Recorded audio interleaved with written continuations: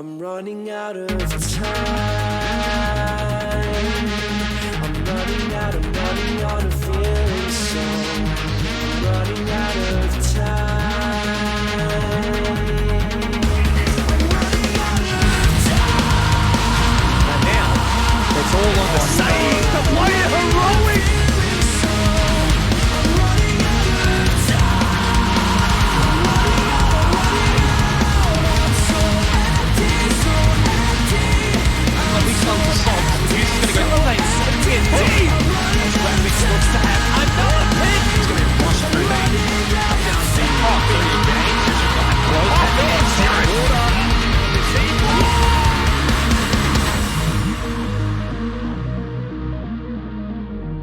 Thanks, Rob, you fucking... It is Championship Sunday, the final day for OCN Stage 2. 3 teams remain, only one will walk away as the winner for Stage 2 of OCN. My name is Enox, joining me today is the lovely Guz Casts, along with Maloska, our pro analyst for the day. Guys, down to 3 teams. Guz, of course, only one can walk away as the champs. Who's it going to be? Gee, you're hitting me with the hard-hitting Straight in, questions buddy. First up. Wow, I mean, I'm still backing in the Chiefs to win this whole thing, but they have the grand final rematch ahead of them still. Milo, how are you feeling today's going to play out? Well, I'm feeling like a bit of a Knights roll, honestly. They did pretty well yesterday, and I'm hoping they continue that momentum. They have, of course, started very well yesterday, winning their first 2 matches. They took down Rafflecopter pretty comfortably, and then Guz, that match against Order, went the distance, quite literally, all 3 maps, and even the 3rd map could have gone to OT. Yeah, a really close matchup yesterday between the Knights and Order, and yeah, as you mentioned, went the distance, that 3rd map in particular, a real nail-biter going right down to the wire. But the Knights were really just a whole nother beast yesterday. They played super solid siege. They didn't necessarily have to go too deep in the strat book. We did see a little bit of innovation and some change-ups here and there, but for the most part, they were just rock solid and played as a unit. Milo, the Knights, they didn't really bring too much, as Guz mentioned, and at the end of the day, though, that's still very good for this region, even if the Knights are playing pretty standard. Most definitely. They're playing Siege how it's supposed to play, man. Like, they're getting things done, they're problem solving, they're identifying solutions, and they're just executing with confidence. Guys, of course, the Knights, they could probably take another step if they want to. The question will be, do they? Especially going up against Chiefs, which I feel like there's maybe a bit of a rivalry brewing between these two. Yeah, of course, it is a grand final rematch from Stage 1. The Chiefs bested the Knights on that occasion in that series and actually did it quite confidently. So I think there is a little bit of a revenge story in store here for the Knights. They'll be heading into this matchup wanting to get that win over the line, because not only did the Chiefs best them in Stage 1 in that grand final, but the Chiefs also beat the Knights in the regular season as well. So I'd say, yeah, it's fair to say a rivalry is brewing, and it does make for a really banging game. Milo, would you agree that the Chiefs kind of just have the wood over the Knights at the moment? Well, I mean, given through Stage 1, it was a bit of a stomp. And digging into Stage 2, it looks like there was a bit of an improvement from Knights. But the way the Knights are playing right now, I don't think the history really matters. I think they really got in the bag. Now, this is the controversial question for you, Guz, as we move forward with the day. Is this the real grand final? Is this the one where you think whoever wins this should be able to go on and beat Team Bliss? Wow, geez, that also took about 3 minutes and you've already thrown the bus in my direction, so not too surprised there, but it's so hard to say. The constant storyline we've been running with is that we're not sure how Bliss are going to perform in a best of 5. We don't know how good their map pool is. Yes, they were great throughout the regular season. They only lost 1 game, but that was in the best of 1 format. So in terms of raw competitiveness, I think maybe round 3 could be the closer game. It's so difficult to tell, and we're probably going to look back on, or I'm going to look back on what I've just said at the end of the day and probably regret saying this, but I do think the Chiefs and Knights is going to be ultra competitive and may just edge out that grand final. Let's go and have a look at the predictions, of course. It's my favorite little segment, mainly because I'm in front. Milo, we didn't obviously get you on the graphic, but I just quickly want your predictions for the day. So I'm thinking of Knights over Chiefs. And then I'm thinking, it hasn't been proven yet with Bliss yet, but I really like to see whether they got the stamina to compete in the best of 5, seeing as they really performed well in the best of 1s. But I'm looking for maybe a close game between Chiefs and Knights, and then if Bliss have the stamina, I'm thinking a close game during the end with Knights as the victor. Ooh. If that does happen, Guz, Ducky will have done the little gauntlet run himself, and that would achieve him tied first place with myself and Manic. What a comeback for Ducky. Yeah, tied first place with an asterisk, of course, because we all know that the regular season actually means something. Playoffs is obviously just a little bit of banter, a bit of fun. No one takes this too seriously. I know I definitely didn't. So yeah, we'll just look past these results, of course. Yeah, you going with Rufflecopter against Knights is almost as bad as your rhythm pick in the regular season. It's just the way that you, It's a bit harsh. you go. You're always going to go with one of the meme picks. Of course, if the Knights do falter at any stage, then myself and the jovial Manic Monday will be the champions for stage 2. But Milo, do you sense that the I don't know, crop of supposed analysts have got this about right with the Chiefs being basically favoured in the final 2 matchups? I think, historically speaking, Chiefs had the one-up against Knights during the last stages, and I think it makes the most sense for people to go for that decision. I mean, they just have performed better. But I'm just playing off the sort of hot run that these guys have had during yesterday, and I reckon they still have it. Let's turn our attention to the match, though, of course, at hand. Third round, I mean, I don't know if it's got any other sort of name, preliminary final, quarterfinal, whatever. It's the match before the grand final, which makes it pretty important. Chiefs versus the Knights. Of course, Chiefs, due to their regular season positioning, they come into this one having not played so far in the playoffs, Guz, whereas the Knights, of course, have now won 2 matches in a row. Do you think that's going to have any impact at all? Again, it's a double-edged sword. The Chiefs, yesterday, they had the ability to sit back, relax, and watch the Knights play, so they know a little bit more what to expect heading into today. On the flip side, however, maybe they're not quite as warm. The Knights really gained some momentum yesterday. They steamrolled that throughout the entirety of said day. So coming into Sunday's matches, of course, being here and now, you could argue that maybe they're in better form. Milo, do you think that the Chiefs, if they win this stage, that's 2 stages in a row, would they be then classed as the best team in the region? I mean, yeah, arguably. I mean, there's 2 different leagues going on, and I guess they would be considered in OCN the best team. But yeah, like, they're still got to prove it against Bliss. And, you know, to me, it doesn't really matter. I think Bliss are arguably, I think the kings of best of ones, but I have yet to see if they're the kings of maybe a bit of the stamina best of 5s.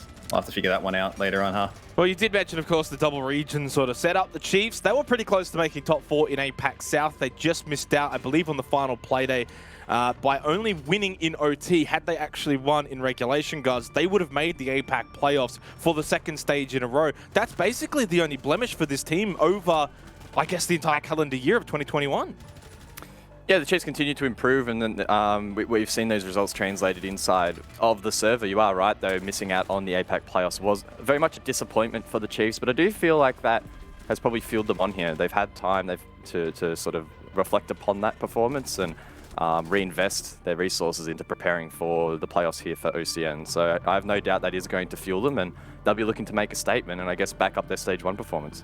Milo, do you think that has any impact here for not only this match, but really the playoffs as a whole? The fact that the Chiefs missed out on the APAC playoffs and were able to bring their attention here a little earlier? Oh, it's possible. I mean, these guys do the prep, they do the work. I was on their team beforehand. I know what they end up preparing for, and they just got to make sure that, you know, the preparation is also intertwined with just being awake on the day and making sure that they're warmed up and ready to go.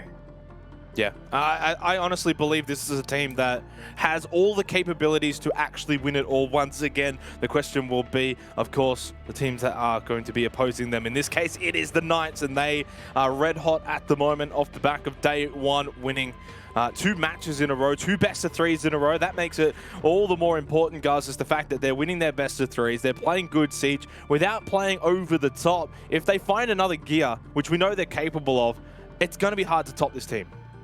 Yeah, it could be very hard to top the Knights. However, unfortunately, we've just had word, and you can see in the graphic now, Picnic is going to be subbing in for Juicy, who isn't feeling well. We have also been told that that will be reassessed for map 2, so if Juicy is feeling better, he'll jump back in. But that is unfortunately a big asterisk here on for the Knights. Can Picnic fulfill that hard support role and be able to carry his weight? Now, this isn't the first time that Picnic has stepped in for an official. He's stepped in actually for quite a few, especially some important ones.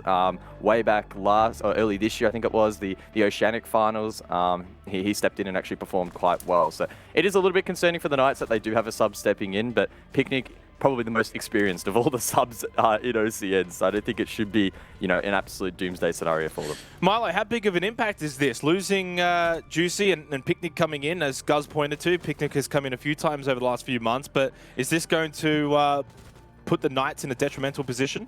Yeah, I definitely think so. I mean, Juicy has definitely played an integral role in the support, and his communication has actually, done dividends with the team. And I think what's actually pulled them forward when Picnic's played is that there's been this, very impressive individual skill amongst all the players. But it will play a difference and affect the way that they're playing today. Obviously, Guz, I mean, that probably changes some thoughts as to this matchup. Just that little bit, right? That the Knights losing out on Juicy, Picnic comes in. Does this sway maybe your thoughts as to how this could have played out? It's one of those things we have to wait until we get into the server and see if Picnic switched on. Like Milo said, fulfilling that same like-for-like role as Juicy is going to be really, really difficult because not only, particularly yesterday, did Juicy actually have a couple of really big games finding frags, but he does fulfill a really important role on the team that isn't necessarily statistically based with that leadership and communication role. And I would have to assume that Picnic's probably not going to be focusing as much on that. He's just going to be trying to stay alive and find kills as much as he can. So it's going to make life difficult for the Knights. Again, I don't think it's sort of a dagger to the heart just yet. The Knights could definitely win this, but it is going to make it more challenging. Let's go and have a look at the maps for this best of three and see where these teams are going to be playing. Looks as if Knights are going to continue their coastline love affair, Milo. Is this pretty much how you would have expected them to go once again to coastline? Yeah, I mean, that's where they would want to go. And that was probably their best performing map against Chiefs. I think that was stage 2, if I remember correctly. No, stage 1. That definitely is Knight's best map. And honestly, it is probably the best map to have a substitute in. Guys, we haven't actually seen Cafe so far in the playoffs, but we have seen quite a bit of coastline. How's your thoughts on this map, Vito? Well, the Chiefs obviously were the team that picked Cafe, and looking at their history, they have not played Cafe in stage 2. So clearly, this is something that the Chiefs have hidden. I highly doubt that they would have gone there if that wasn't the case. You have to go as far back as the APAC playoffs for stage 1. In fact, to find the last time they played this map, that was against Fnatic. They lost that narrowly 8-7. So, I mean, we really don't know. It's been a long, long time. That was way back in April. So several months between then and now. So the Chiefs had a great opportunity to scream that. And like I said, without the APAC playoffs to worry about in this stage, they've had the opportunity to prepare. No doubt they've thought this Vito through pretty smartly. And in terms of Clubhouse being the final map, as we always say, and I know it's cliche, a very neutral territory between these two. They both are strong on that map, and I think they'll do it all right. Well, is it, Milo? Because the last 2 games that these two have played together on Clubhouse, the Chiefs have won both of them. Do you sense that if it does go to that deciding map, the Chiefs are favoured? We're just going to have to wait and see, I think. I mean, yeah, it was close for both games, I reckon, from memory. I know the last one was an 8-6 victory towards Chiefs. 8-6 and 7-2. Yeah, well, yeah, the 7-2 doesn't really reflect the second one, but,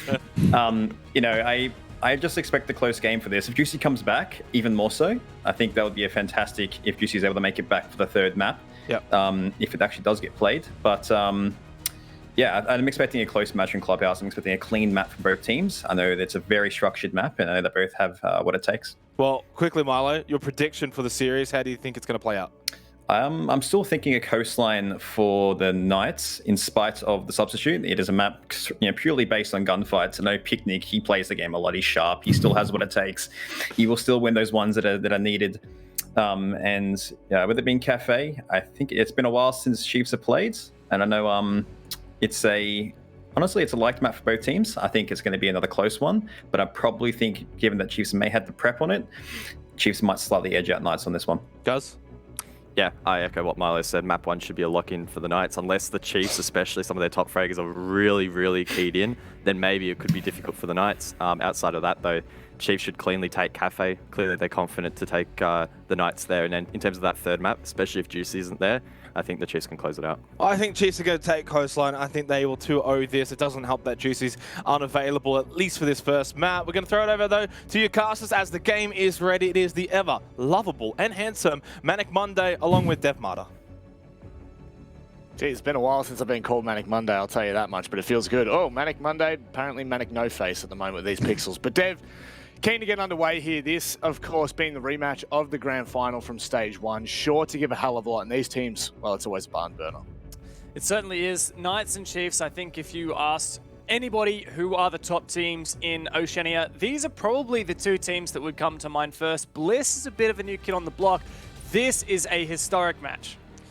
Certainly is, and it's one that will take place across at least 2 maps. I'm hoping that we get a third, but with the issues that Knights are coming into this with, you know, obviously Picnic having to step in, you do have to wonder, is this time for Chiefs to take advantage once more and claim that ever so coveted last place, or I should say last final against Bliss, because that's what this is all about. Winner of this goes on to take on Bliss for the Stage 2 championship. We've had a lot of confidence in Knights of what we've seen they're capable of on this map, but I'm going to mention as well that Chiefs actually beat Bliss in the final playday of OCN here on Coastline. That was a convincing 7-4, and also Bliss's only loss so far in Stage 2. So this is a good map for Chiefs as well. It's not going to be easy for either team, especially with Picnic subbing in. Now, Knights have played a lot with Picnic in the past, so don't expect that to be too detrimental, but we'll see. I like that Ying ban there from Chiefs. We saw it a lot from Dino yesterday, and a little bit, I believe, from Juicy on Oregon. So that's a really good ban there. It's going to make it harder for Knights to go for those kind of solo executes with Dino kind of making those drinks executes happen while the rest of his team pushes VIP. Well, Mai to follow up on the Chiefs ban, and what's the final operator? Feel like surely we're not going to see the Valkyrie. Oh, I was going to go for Valkyrie here, but I guess Knights could lean into that Valkyrie play considering they are starting on the defense first, and it is going to be the mirror ban. So rounding things out here, we've got a clear picture as to how we're going to start this one, Dev.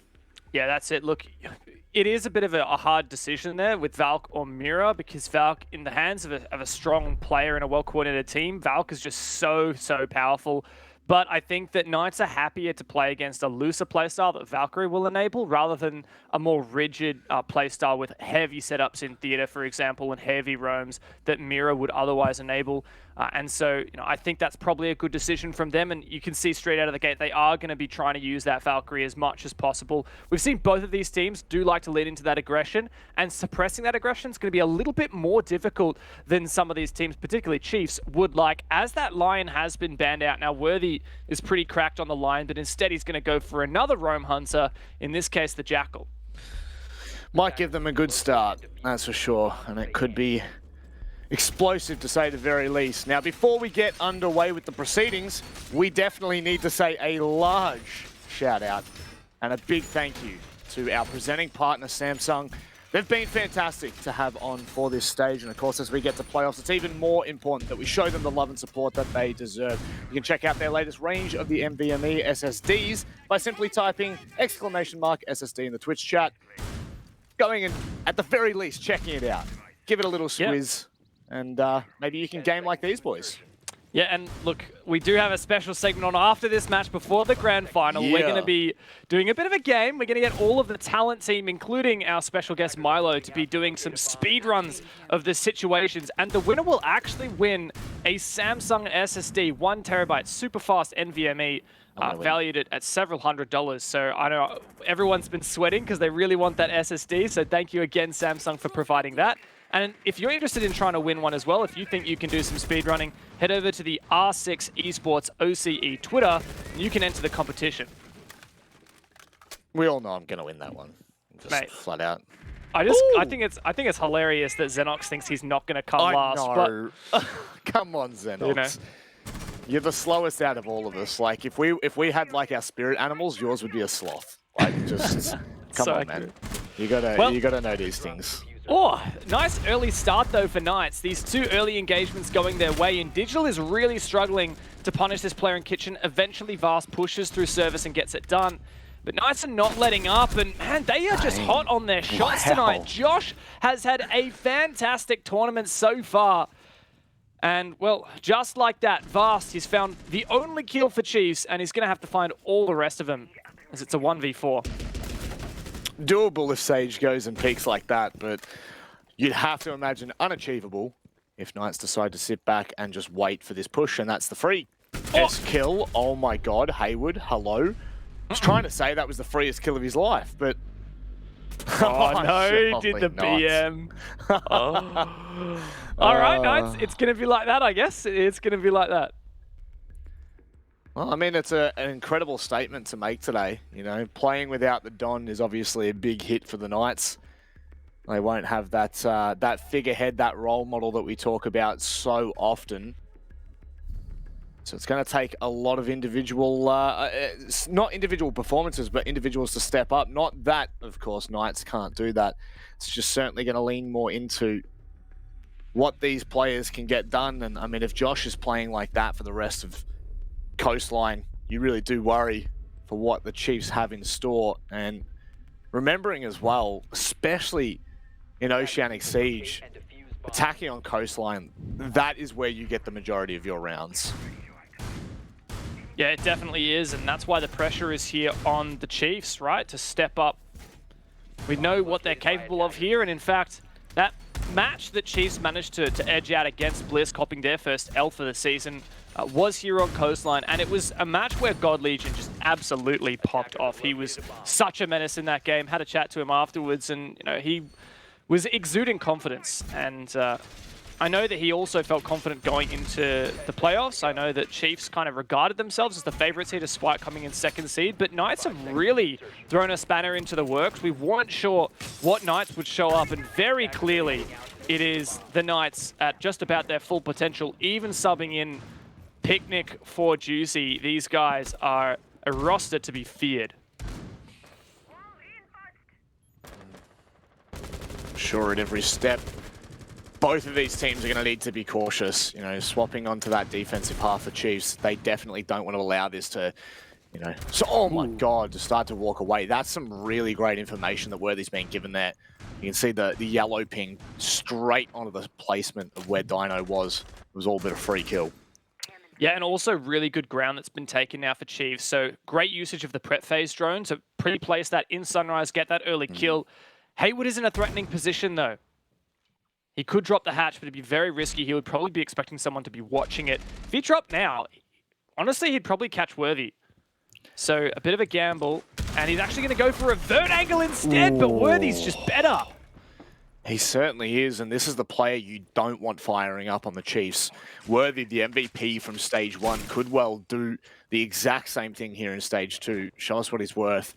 We've had some pretty unbelievable performances from individuals throughout Stage 2, but he is one that can turn turn a match on its head. But God Legion looking once more to be the spearhead. Josh is now stepping up once again for the Knights, but oh my God, all too quickly shut down by Worthy. And we've seen Worthy get an ace from that exact position in Sunrise before, but it looks like that's not going to be necessary when Vast jumps in as well. Sage, the last man standing, he's going to try and drop down. Worthy will find the 4K, and this man just loves Sunrise. They just keep feeding him, and he laps it up. He does. And a way to start for the Chiefs. They have got to be happy with that one. Moving forward, I mean, that's the kind of response that you'd want, right? Round 1 was all the Knights. Round 1 looked so confident, so calm, so collected. And then to be able to come in and turn the storyline around just like that gives you a lot of high hopes for what this series is going to have to offer, which I am going to say is going to be a hell of a lot. Yeah, this is going to be a back and forth game. I think we can agree on that, Rob. Like, these teams are both neck and neck, and while we did hype up Knights on Coastline quite a bit, we've definitely established that this is a strong map for the Chiefs as well, and they have a good recent result. I think they are going to be... Ooh, actually picking the IQ here for Vast. I think that's such a good idea. You can clearly see that Knights in round number 1, they just had so much info from those cams, and those roamers were so confident in making these picks because they had that info. And round 2, unfortunately, like, didn't quite work out the same. I'm assuming they didn't have a cam in Sunrise, so they didn't quite get as good a job as they would have liked, trying to aggressively retake that position. And I think that it's just going to spiral now. Like, if Chiefs can really shut down that information, it's going to be even more difficult for Knights to make these plays. And if they keep getting punished, then we might see Chiefs take an early lead here. That's the kind of adaptation that we talk about oh so often. you know, adapting is the best way to survive against a team like the Knights, and Chiefs is a squad, a roster that can certainly do so on the fly without a second thought. Now, they've got to be pretty damn confident with God Legion pushing all the way up close to the wall as such. You know, all it takes is one cheeky little spawn peek. But regardless, as we move forward now, that IQ is going to want to get into position as soon as possible, trying to deny as much info as they can. I do wonder how God Legion has been going adapting to the LMG, because we've talked a lot about the Zephyr recoil knife on the M762. That gun just isn't quite as good as it used to be. The main difference here with going for the LMG is just that aim down sights time is so much slower. Can be a little bit of a crutch for some people. So if you're not used to pre-aiming early, if you're kind of more of a reactionary player where you go around hip firing, or like not hip firing, but like not ADS, and then you aim in as you see someone, you're going to be punished a lot more with that LMG. We've seen God Legion lose 2 fights with it so far, so I'm hoping that's not just a reflection of how he's been adapting to the gun, and hopefully we'll see him come to form a little bit more.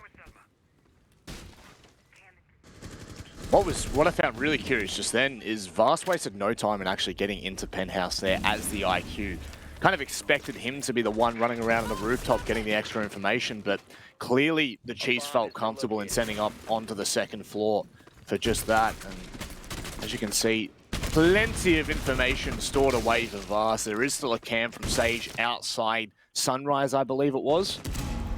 But I couldn't imagine that's going to play much of an impact, considering the Chiefs are all up on that second floor right now. Sage not hitting the mark with that one as Chiefs continue their work. Yeah, really good vert so far, but you know, you got to convert that. You actually got to get something achieved because of it, whether that's kills on these players on site or clearing out these positions so you can force out and execute. But for now, the really difficult player to deal with is going to be Sage here. And while we do have an opener for Chiefs, Sage can still do a lot of damage holding on to Sauna, but he's slowly losing teammates. Oh, that's a nice shot from Fisho.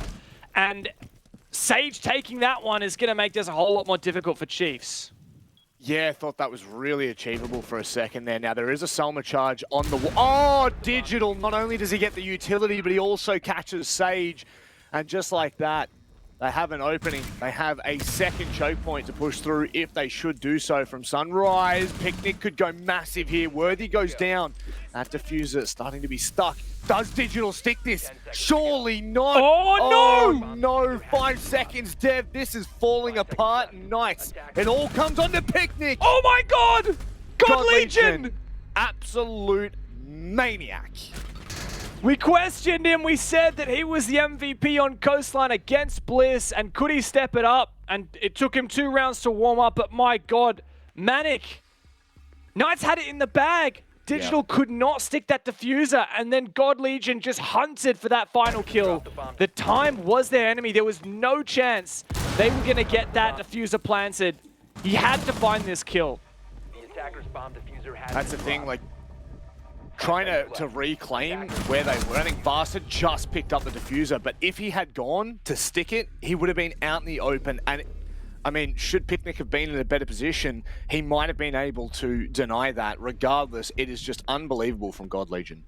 Just what we need to see from Chiefs.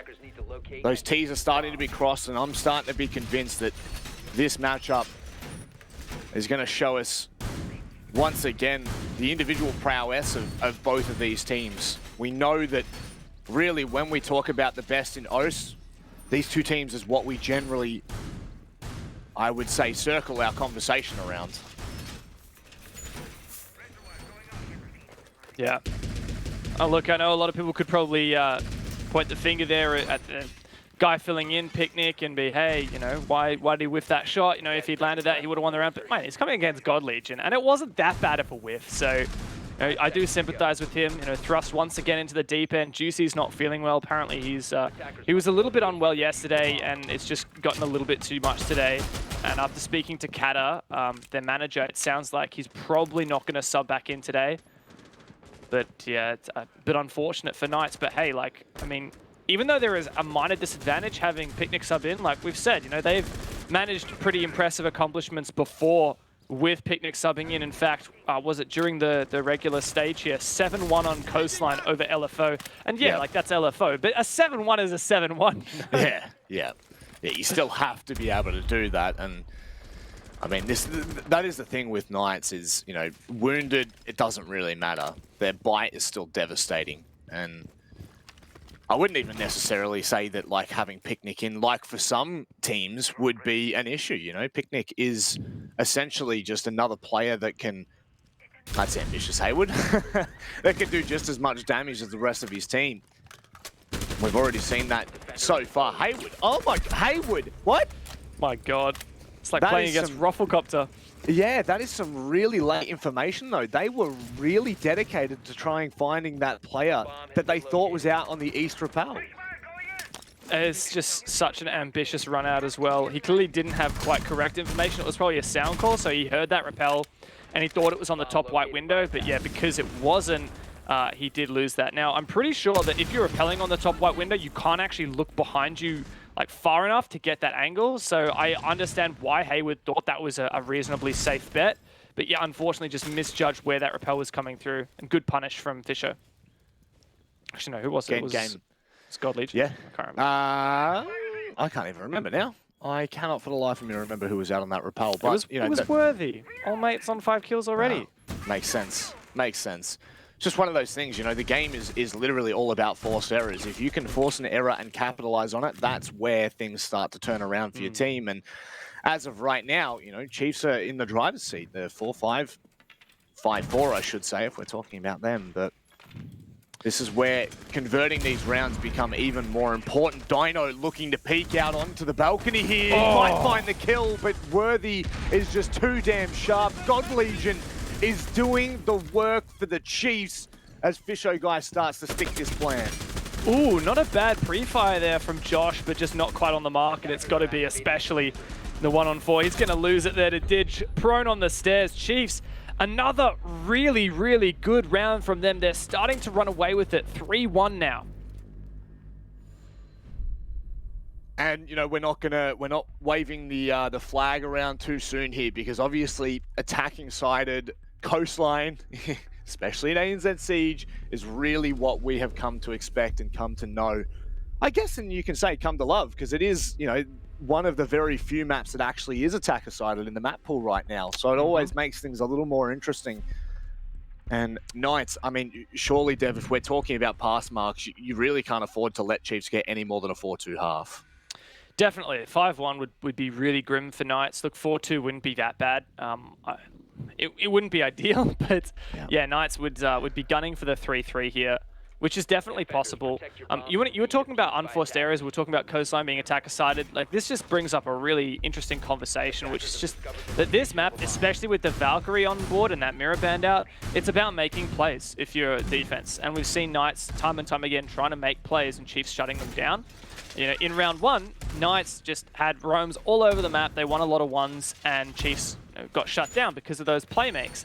And then in round 2, remember when Worthy was just sitting in Sunrise and Knights kept trying to make plays and just getting shut down.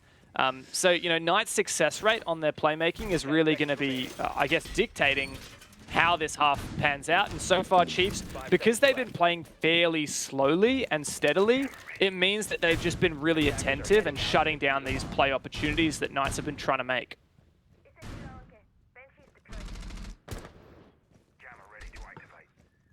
Okay, moving forward is all important here for the Knights. Not allowing Chiefs back into this one. Not allowing Chiefs to really take the first half advantage, which we know can just be so important. Having so many rounds to play with, I guess, can also be a detriment. We've seen that a couple of times where teams get a little bit too comfortable and they end up getting punished for it. You can see just how worried they are about these runouts, how worried they are that Knights are going to take full advantage of the opportunities that you are, you know, given as the defensive side on Coastline to begin with. And slowly but surely, Chiefs, they will look to take that top floor advantage, take the control for the vertical, but then where from there? Yeah, look, I have a bit of faith here now for Knights on Kitchen, because this is the bomb site where they really just got shut down because they kind of fed Worthy looking for that refrag in Sunrise. That's a really good nade though, and this is the damaging thing about not having a Jaeger or a Wamai. I mean, Wamai's banned, but not having a Jaeger in your lineup. Also, just not successfully protecting that 90 wall. Like, usually you would see a mute jammer there. I didn't manage to catch whether there was one there and Chiefs dealt with it some way. But like, this is just such a good start now for Chiefs. They've completely eliminated that 90 control. They have vertical, and now Sage is really put under the pump, as will all these players on site. There's not even a C4 left, right, for Knights to really try and get some something back at Digital. Yeah, he can be pretty comfortable right now. He can sit there knowing that as he slowly starts to clear utility and maybe doing damage, that he should be able to do so with only gunfights. I would say right now, Chiefs are looking really, I mean, that just makes things so much worse for Knights here. 2 versus 5, and Chiefs are really showing us what they're worth here in the first map of the playoffs. There they are. Look, Picnic still has his shield in his pocket, looking a little lost at the moment, and now he's dead. Just Dino left in a 1-on-3. Not unwinnable, but he's just not really got any spots to sit. He's going to try and make a play, which is the right call here. You can't just sit passively on side. That's defuse it down. Once again, winnable for Dino. This is where things fall apart, but God Legion, I tell you what, God Legion has always been an unbelievably consistent player. But in stage 2, he has started to light up for the Chiefs. You know, we talk so much about Worthy and what Worthy's been able to do in terms of the individual performance from stage 1 and now into stage 2. He's still making those performances, you know, a forefront of our conversation with Chiefs. But God Legion is just so damn confident. He is so consistent in how he plays. And I think that right now, the pillars that we look at when we look at the Chiefs, they're starting to tick all the boxes that we need. And Knights are just running around like a chicken with its head cut off. Yeah, look, Chiefs are doing a really good job of punishing everything Knights are bringing. I tried to flick back on the VOD, and I didn't see a mute jammer on that 90 wall, but I didn't catch this at the time as well. But Chiefs also switched onto the Thatcher for that round, so they actually had Vast playing that, which means that they can, if there was a mute jammer, just clear it off or disable it for a moment and enable that wall to be breached. So Chiefs are really coming into this with a very clear idea of what they need to achieve each round to counter all of Knights' setups, which means that Chiefs have clearly done some good research and really good prep coming into this. That's dangerous. Very, very dangerous. And with the kind of operator bans that we usually see, you know, for the attacking side, Thatcher on Coastline is more than left in, you know, like it's just one of the operators that isn't really as useful, but especially if you're, you know, VOD reviewing and you're going back and watching. It's very curious. Oh God, I thought for a second there they were about to send that in, but it looks like things have calmed down. I get baited so easily with that stuff. Honestly, 3 players hookah balcony, they could be trying to make a play here. I think they're looking for Valcams first. Oh, they are. Oh my God, they're making the play, Rob. I love this. They've just sent it in. I thought that was a bit curious. They've all gone and sent it into the balcony, and now they're pushing. Now they waited for the right time, and oh my God. This is about to be a 5-1 first half. The Chiefs are literally tearing Knights limb from limb. Haywood, the only player left here, Dev. Yeah, Haywood's been a bit missing this game, and now he has to 1v5. Look, this has been an astronomical performance from the Chiefs, and it may be too far for Knights to bounce back. You cannot do that anymore, man. You can't get it through the floor anymore. He's going to try. You can't. It doesn't work, mate. You're just going to get shut down. A flawless round. The Chiefs, they are here to play. They have just taken a 5-1 lead in the first half.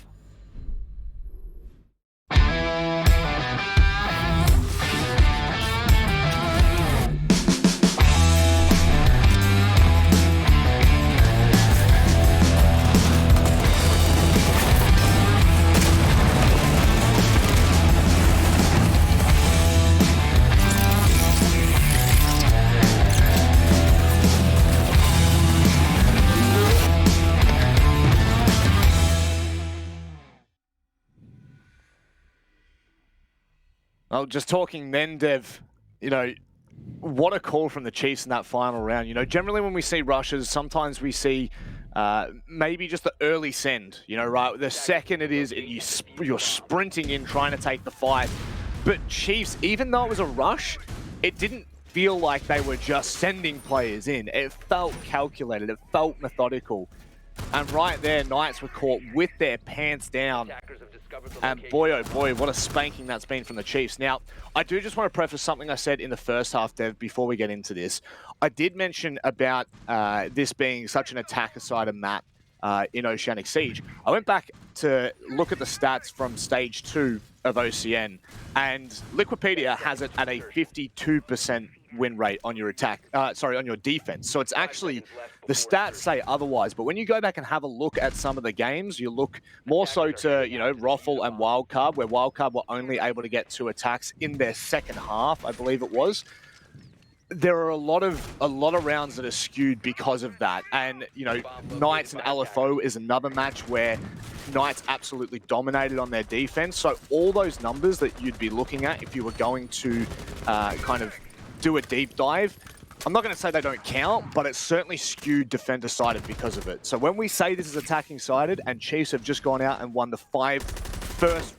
let's say 5 rounds in the first half, that is kind of proving the point that we're trying to make. Yeah, look, I think that instead of reading into those stats, say, on Liquipedia, I would look at the stats from yesterday, right? Knights went 4-2 on their attack half against Rufflecopters, same against Order, and they went 3-2 on their defense. This is a good start, though, once again from Vast. I love that dash to get away as well. Opening death now for Dino. Decent amount of util gone as well, especially on this bomb site where you're going to be needing more explosives and more vertical play. Chiefs are just really playing into this. There's so many drones have been taken down. Only 7 left now for Knights. And they're going to be contending with Mute, Mozzie, and Vigil in trying to hunt down these loose roamers upstairs. Oh, talk about loose roamers. God Legion gets caught trying to rotate out of theater, and it's not going to happen. Fisher Guy, that's a little bit unfortunate. That could have been the money. They get stuck. And now really, you know, 4-4. Sure, all things are... Oh, hello. Now... Oh, no, look at that, Kobe! What a throw from Digital. He's not usually known for throwing quite in that fashion, but man, he lands it. It's all that practice in Ultimate Frisbee, Dev. He's just been... he's been on the grind. We know this of Digital, you know? Top-notch thrower. Now, I guess he kind of teaching... Fisher Guy a bit of a lesson on how to throw it through the floor, but it certainly now becomes a little bit of a sore point for Knights, which is where are they going to get their rounds from? Chiefs are feeling really comfortable, and you can see from Worthy's point of view, he's willing to take every single fight that comes his way. Oh, look at this from Dig. He's making a big flank, rotating the VIP wall from Sage. And look, Vast has also made an exit somewhere. This is just free now for Digital. They don't seem to have any idea that he's coming through. Picnic's the last one left. He could just jump out this window and punish Picnic. Yes! He does! Digital shuts them down. A match point, 6-1 for Chiefs. You have to love it. Seeing a cheeky little run out. There was really nothing left for Digital to do but have a bit of fun with that. You can, of course, throw in a 1v3, but when you're so confident, that is what we needed to see.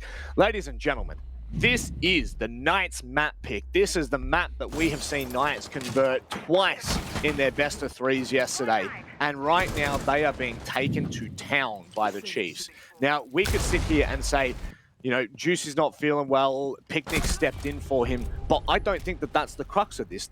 You can't just blame that on one small little change for the Knights. The Chiefs are really playing to a high standard here, and I think that Knights are just getting caught. Yeah, look, that's it. Knights just aren't quite tight enough to deal with this defensive aggression from Chiefs. We've only seen 1 round of it, but yeah, you can definitely see that Knights just weren't ready for that level of aggression from the Chiefs. I love the just consistent flanks that we saw from the defense that round. Even though a lot of risks were taken, you know, Vast, his risk paid off. Prone in VIP, finds Dino early. God Legion caught off in theater, but from that point, you know, just flank from the Chiefs, and it worked so well. Knights really struggle to punish that. It's very much a contrast to what we saw in the first half, Rob, where Knights were constantly trying to make plays with their defense, and they were getting punished. I gotta say, a part of it, I think, here is just the information denial from Chiefs, like Mute and Mozzie and last round Vigil. Also some info gathering on Valk. What they're doing is they're denying information from Knights. See a Valk cam thrown outside there, and they're getting more information for themselves.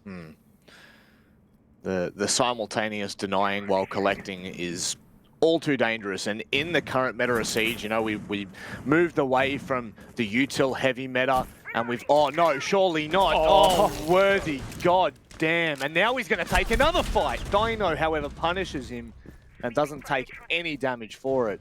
But certainly as we've changed into this new meta, where we see a lot more of individual highlights, certainly comes a lot down to the intel that you can gain and deny. And right now the Chiefs, as you've said, Dev, are just doing it to perfection. Yeah, especially on coastline, right? Like when you have information, you can make plays. You know that those plays are going to be good. And when you deny information, they're less likely to punish you, and they can't make as many plays of their own. Bit of a gamble there for Worthy, though. They clearly knew what he was doing, and he said, "I don't care. I'm just going to go for it anyway." Nice angle from Vast all the way downstairs, looking on up into bathroom, trying to support his teammate. He needs to be careful, though, because this is a big gaping hole in the floor that Knights should definitely be aware of. We always talk about it being a double-edged sword, and Vast is just playing quite passively, waiting for a player to drop in. I think there already has been, in fact. God Legion now getting spotted out. Knight's doing a good job here of slowly and surely just pushing Chiefs back to site and forcing those roams and those flanks away. But it looks like Chiefs are trying to stick this second floor pressure. Oh, look at that. Look at this long angle pre-opened by the defense. This is usually an angle you want to protect. You want to reinforce this wall, prevent the hard breach from getting onto it. But no, Chiefs going for a very aggressive, risky playstyle. And hasn't been panning out for them this round, Rob. We can see Knights have really started to shape up, and they're looking to punish a lot better. So I really like that from them. But once we see Chiefs then on the back of that go into playing more passive, we're going to have to put the onus back on Knights to try and figure out what their play is, because they're not just going to be able to sit and hold angles forever. I definitely thought we were in bar, so that is 100% my apologies. They have been forced back to site. That is totally on me. But look at that. Again, the use of the mute jammers out on the drinks wall just denies that control through from luggage. And there is also a flank from the Chiefs right now. I think up White Stairs I might have been able to spot. And, well, that was Vast. Taken out. And Josh is doing the dirty onto Digital. It's falling apart here for the Chiefs. And just like that, Knights are bouncing back. Yeah, and in no tame fashion, a flawless round with the plant going down. It doesn't get a lot better than that there for Knights. The best round that they have had this map by far, and the first step of many that they will need to track this into overtime, which is definitely what they're going to have their sights on right now. They can't really concede this map. This is their map pick. Chiefs next up have Cafe, and Knights certainly won't have done any research on Chiefs' Cafe because it's not a map that they've played in Stage 2, like Guz was saying. So if Knights are going to lose here, they have to beat Chiefs on Cafe to even consider forcing it to Clubhouse. This is definitely a marathon that Chiefs will need to run, a gauntlet that they will need to run if they're to have a hope in this series.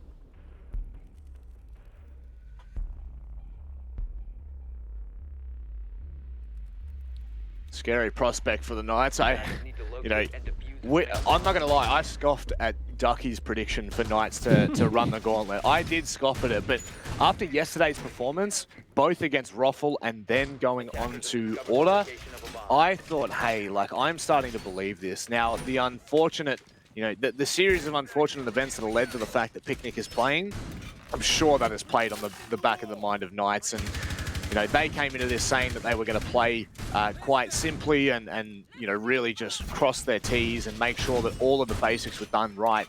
But there's no doubt about it. They still want to win this. This is not just some free event that they're trying to get some experience on. It's still an incredible opportunity to take away that coveted spot of, Stage 2 champions. And further than that, extra dollary dues. We barely talk about how much money is going to be made from this, but the more you progress through, the more cash. It's just simple. It's like every other bloody tournament. Apart from winners take away about $7 grand, I believe it is, Dev. So you know, you don't just want to give this up for free. And I'm sure Knights are sitting there right now trying to figure out how on earth they need to come back into this game. A lot of money on the line for first place, for sure. 7 grand, 5 grand for second.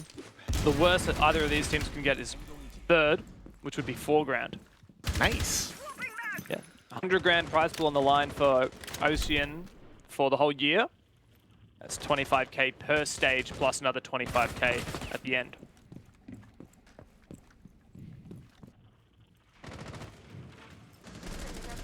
Digital being first point of contact down in kitchen at the moment. Looks like Worthy's going to be playing off his shoulder as well, should they decide to get aggressive in the lobby. But with this site all the way across in bars, that's a lot of information that the Geminis just had. I don't know if anyone was able to, you know, keep their eye on where Haywood was going, but he just ran all the way through 90. My goodness. Very quick trade from Worthy actually makes that not as bad as what it looked, but certainly so. I feel like Knights are getting into dangerous positions right now. Yeah, look, Chiefs are still doubling down on this aggression, continuing to deny info. Once again, we have the triple, Mute Mozzie and Vigil. But, oh, I thought that was a wallbang for a second, Same. but nope. that was Dino finding God Legion. So his util completely just gone. Oh, Dino, you just got baited by that C4. Vast threw it onto the kitchen wall and detonated it while peeking the door. That was such a nice play there from Chiefs, and they have brought this back even, believe it or not. Knights did a good job of punishing this aggression early, but thanks to that play from Vast, this is looking winnable again for Chiefs. The old how you going, hey? That's A little bit of thunder, a little bit of lightning, Dev. Absolutely loving that. A bit of style, and look, the style might be what it takes for Chiefs to close things out here. Reminding you, map point already, 6-2. The Chiefs are certainly in position to close out map 1 and maybe even close out the series. A big move for Chiefs. Ooh, Picnic. Quite aggressive here in kitchen now. Clearing that Surya gate is good, but there's 30 seconds, 20 seconds left. Yeah, 3v3. Still a lot of bodies that are going to need to fall here.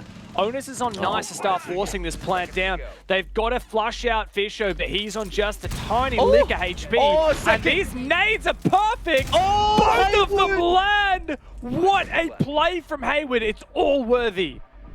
That's unbelievable. Worthy now getting a move on, knowing that plant's going down, and he cannot deny it. Has to pay dividends and can't do so. It is Picnic to close things out, but Haywood with the double nade is what saves that round and forces us to yet another match point for the Chiefs.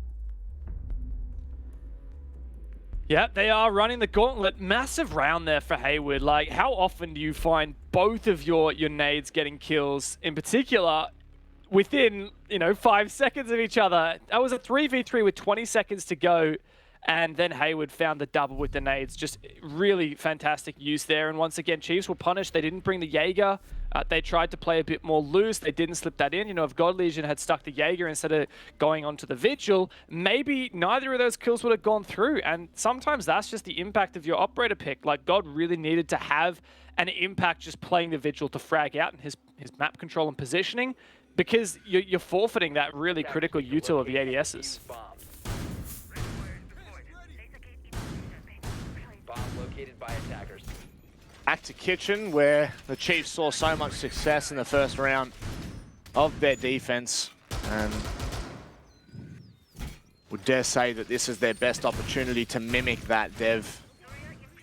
Kind of felt like Knights just lost 2 players very early on and found it too hard to try and take those fights. Plus, doubling down with a C4 from Digital.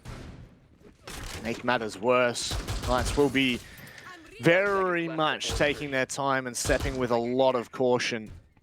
Can't afford any mistakes. That's the issue, Dev. That is the issue when you see, a 6-1, 6-2 map point is you just have to fight tooth and nail. You can't afford to make more than one mistake around. Otherwise, you're pretty much done for. You then have to go back to the heroics of maybe someone like Haywood, which we know he can do. Oh, hang on. Oh, no! Oh, man, the timing. Oh, God, that's devastating. Yeah, missed opportunity. Haywood is had a bit of a slow start. I think one of the reasons, one of many reasons, why Knights had such a really pitiful and weak first half on their defense was that every time Hayward was trying to make a play, it seemed like he was shut down. And often, you can be critical and say often that was because of some poor judgment on his behalf trying to make these plays. But thankfully, he stepped it up on the attack. But, half the kills he's had this game with those 2 nades from last round. So, don't want to get too excited for him yet.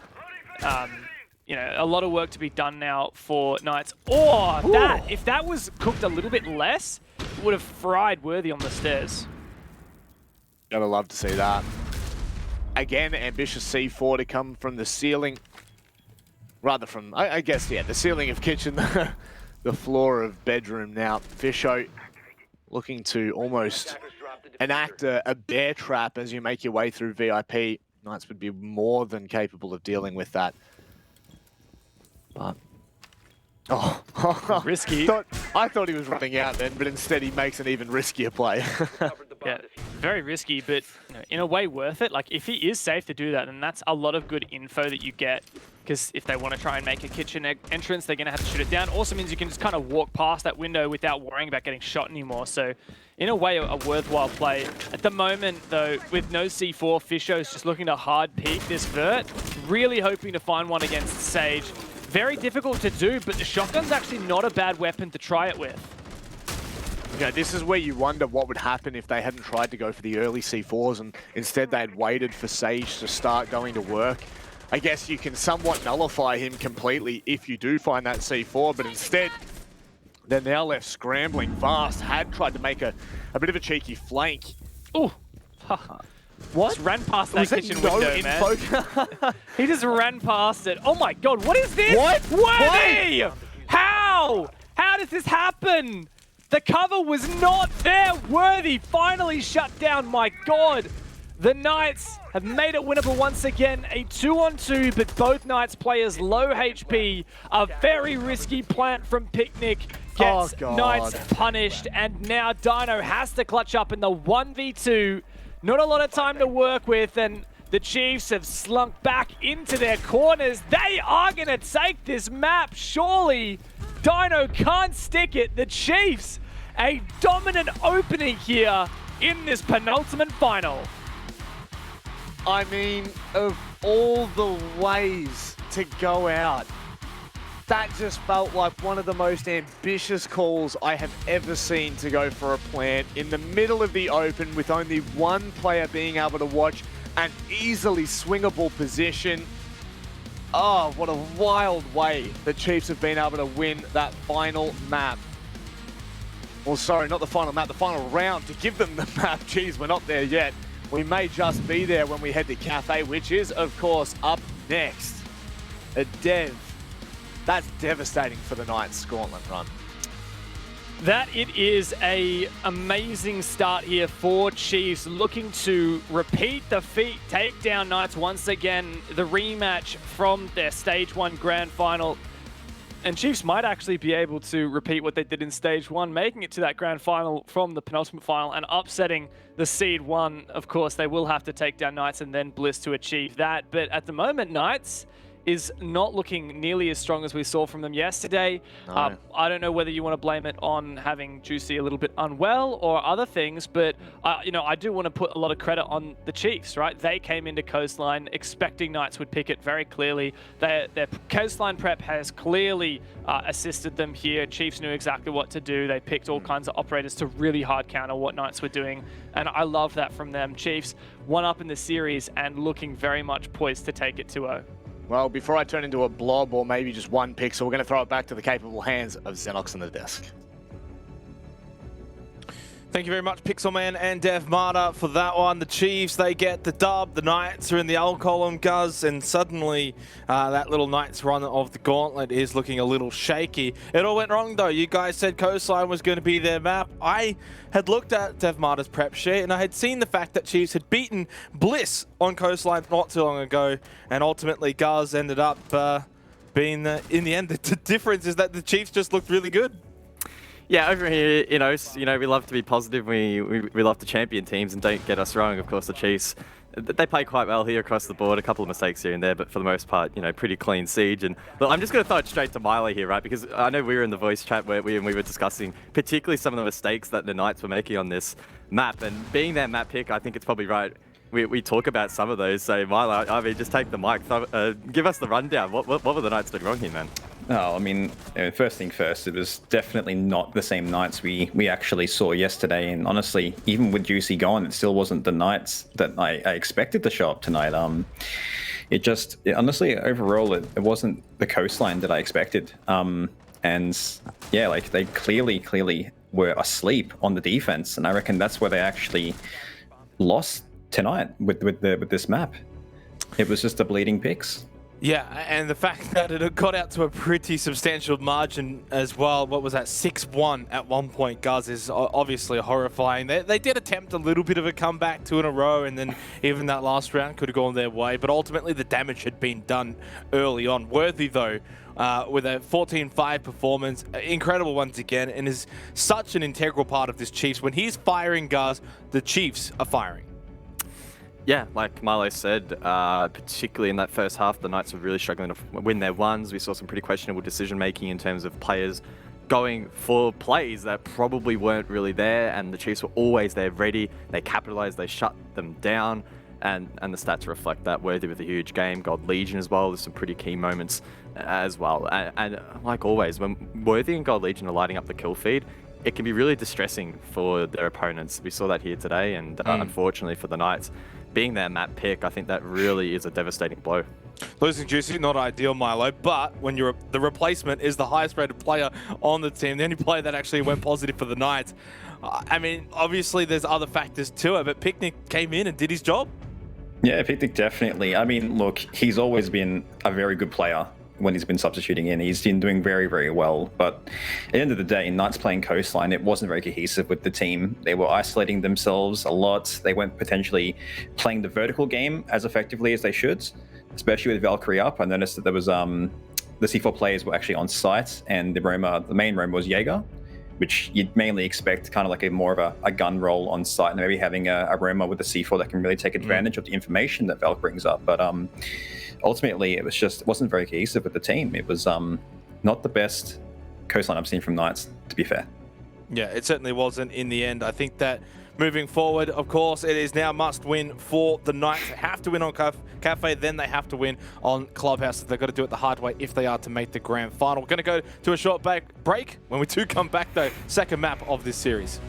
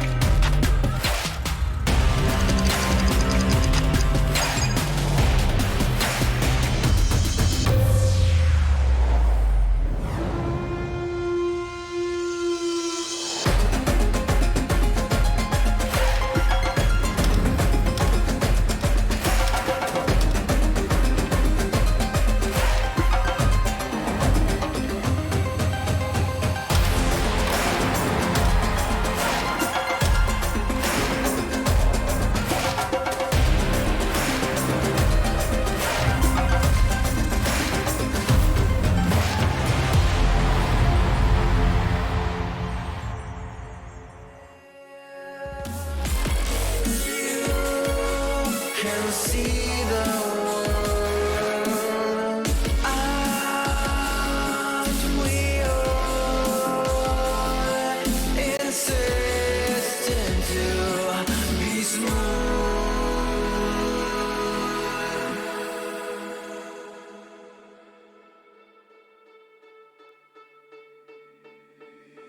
You thought that I was blind, but to be honest, I don't mind, cause I don't feel the same way I used to do.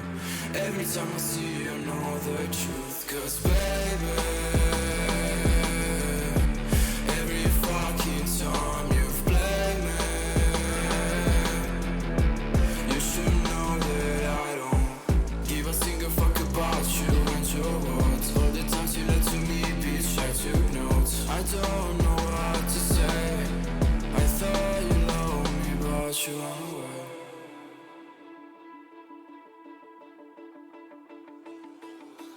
I've been living in the shadows for a while. Demons calling me from the afterlife. Dark doesn't face me anymore. I can to my tears into gold. Yeah, yeah. I don't care, no, I don't care. Yeah, yeah. I don't care, I said, cause baby, every fucking time you've played me, you should know that I don't give a single fuck about you and your words. All the times you lied to me, bitch, I took notes. I don't know what to say. I thought you loved me, but you and I know people come and go away.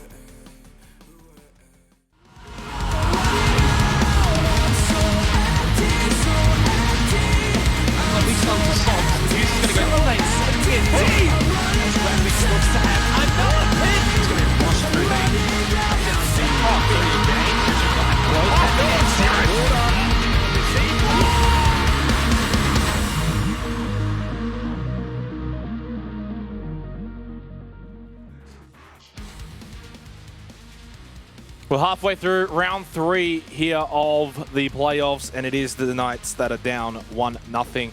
For the first time in this gauntlet run, they're behind Guz. They're playing catch-up. It is, of course, Chiefs, who are up and now 1 map away from getting to their second grand final so far for the year. They looked good in doing it. They did it on Knights map pick. Everything's going their way, Guz. Are there going to be any, hurdles that they might stumble on heading into Cafe, or do you think this is going to be 2-0? The Chiefs just look really good against the Knights. They did it in stage 1 to be the stage champions. They've beaten the Knights here in stage 2 of the regular season. So, look, it just seems to be the Chiefs' train at the moment. Talking with Milo, particularly over the break, we're theorizing that with Juicy gone, maybe some of that leadership is lacking here for the Knights, and arguably you could probably get away with that on Coastline, right? Because it's so frag heavy. But with Cafe definitely being a lot more structured, we could actually see things get a lot worse here for the Knights. Milo, do you agree with Guz's sentiment here that it's going to get worse for the Knights and that they will ultimately lose out on Cafe? Yeah, well, most definitely. I mean, you have to reassess things with Juicy gone. We made our predictions with Juicy here. Knights played an excellent Coastline yesterday. It was actually a stomp, honestly. They played it very, very well, very simple. And with Cafe coming up and that being quite a very, I would say, structured aggression sort of type of map. With having that influence of Juicy gone on Coastline had that much of an effect, you only have to question, Knights are taking Chiefs to Cafe and it's their pick. They potentially would have done their prep work on it. Doesn't look too good for Knights. Sentiment feels like no Juicy, no Knights. So let's throw it over to the casters, one of which has no pixels. Let's all laugh. You actually don't. Let's all laugh You at the actually blob. don't. Let's all laugh at the blob. Ha ha ha! So funny. Well, Dev, like me, I think that the Knights are dwindling in this series. Their chances are slowly and surely running away from them. We had to Cafe, and the boys have already prefaced this is not a good map at all. Yeah, look, Cafe is going to be a difficult one for the Knights, but that said, we don't have a lot of info for Chiefs either. This is a map that they have banned every single match of Stage 2 within both OCN and APAC South. The last time Chiefs played it was way back against Fnatic in the APAC playoffs, which they lost 8-7. Knights, they also haven't played it in a hell of a long time, way back since OCN Stage 1, a win against Wildcard. So it has been a long time coming. We don't have a lot of info. There's no counter-stratting that you can really take going into this game. It's just who shows up on the day. And right now, who's showing up certainly seems like the Chiefs. We see a Nomad ban, which, I mean, I was going to say less prevalent than some, but I guess it's still top 5 devs, so it's okay. It's okay. Now, last operator ban for the attacking side is Chiefs' choice, and surely a Thatcher. There we go. So pretty stock standard so far. Yep, look, the Thatcher is a good one. Going to force that Maverick to be played if you want to be clearing a lot of util off walls. The Flores in, though, he's pretty powerful on Cafe, so I'm expecting we'll probably see quite a bit of that. The Nomad ban's going to enable a bunch of aggression, but as we've seen from Knights yesterday against Order and Rufflecopter, they actually like banning Nomad to encourage aggression from their opponents because they'll hard watch these positions. But if Valkyrie slips through this ban phase, I doubt we'll see that much, like, I guess, unsmart aggression, right? Like, so Valkyrie's in, which means that if we are going to see aggressive plays from Chiefs, it's probably going to be backed by info, which means Knights are less likely to be able to punish that so easily.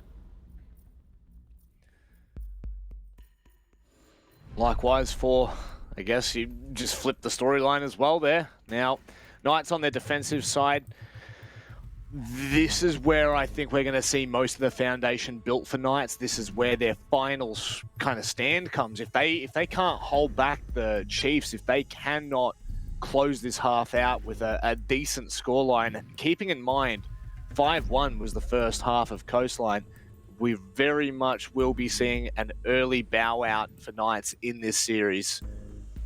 The thing is, though, you just know that they can fight back into this. You know that they are a team that, should they choose to do so, they will completely turn the tides of an entire series in one round. It doesn't take much for Knights to get going.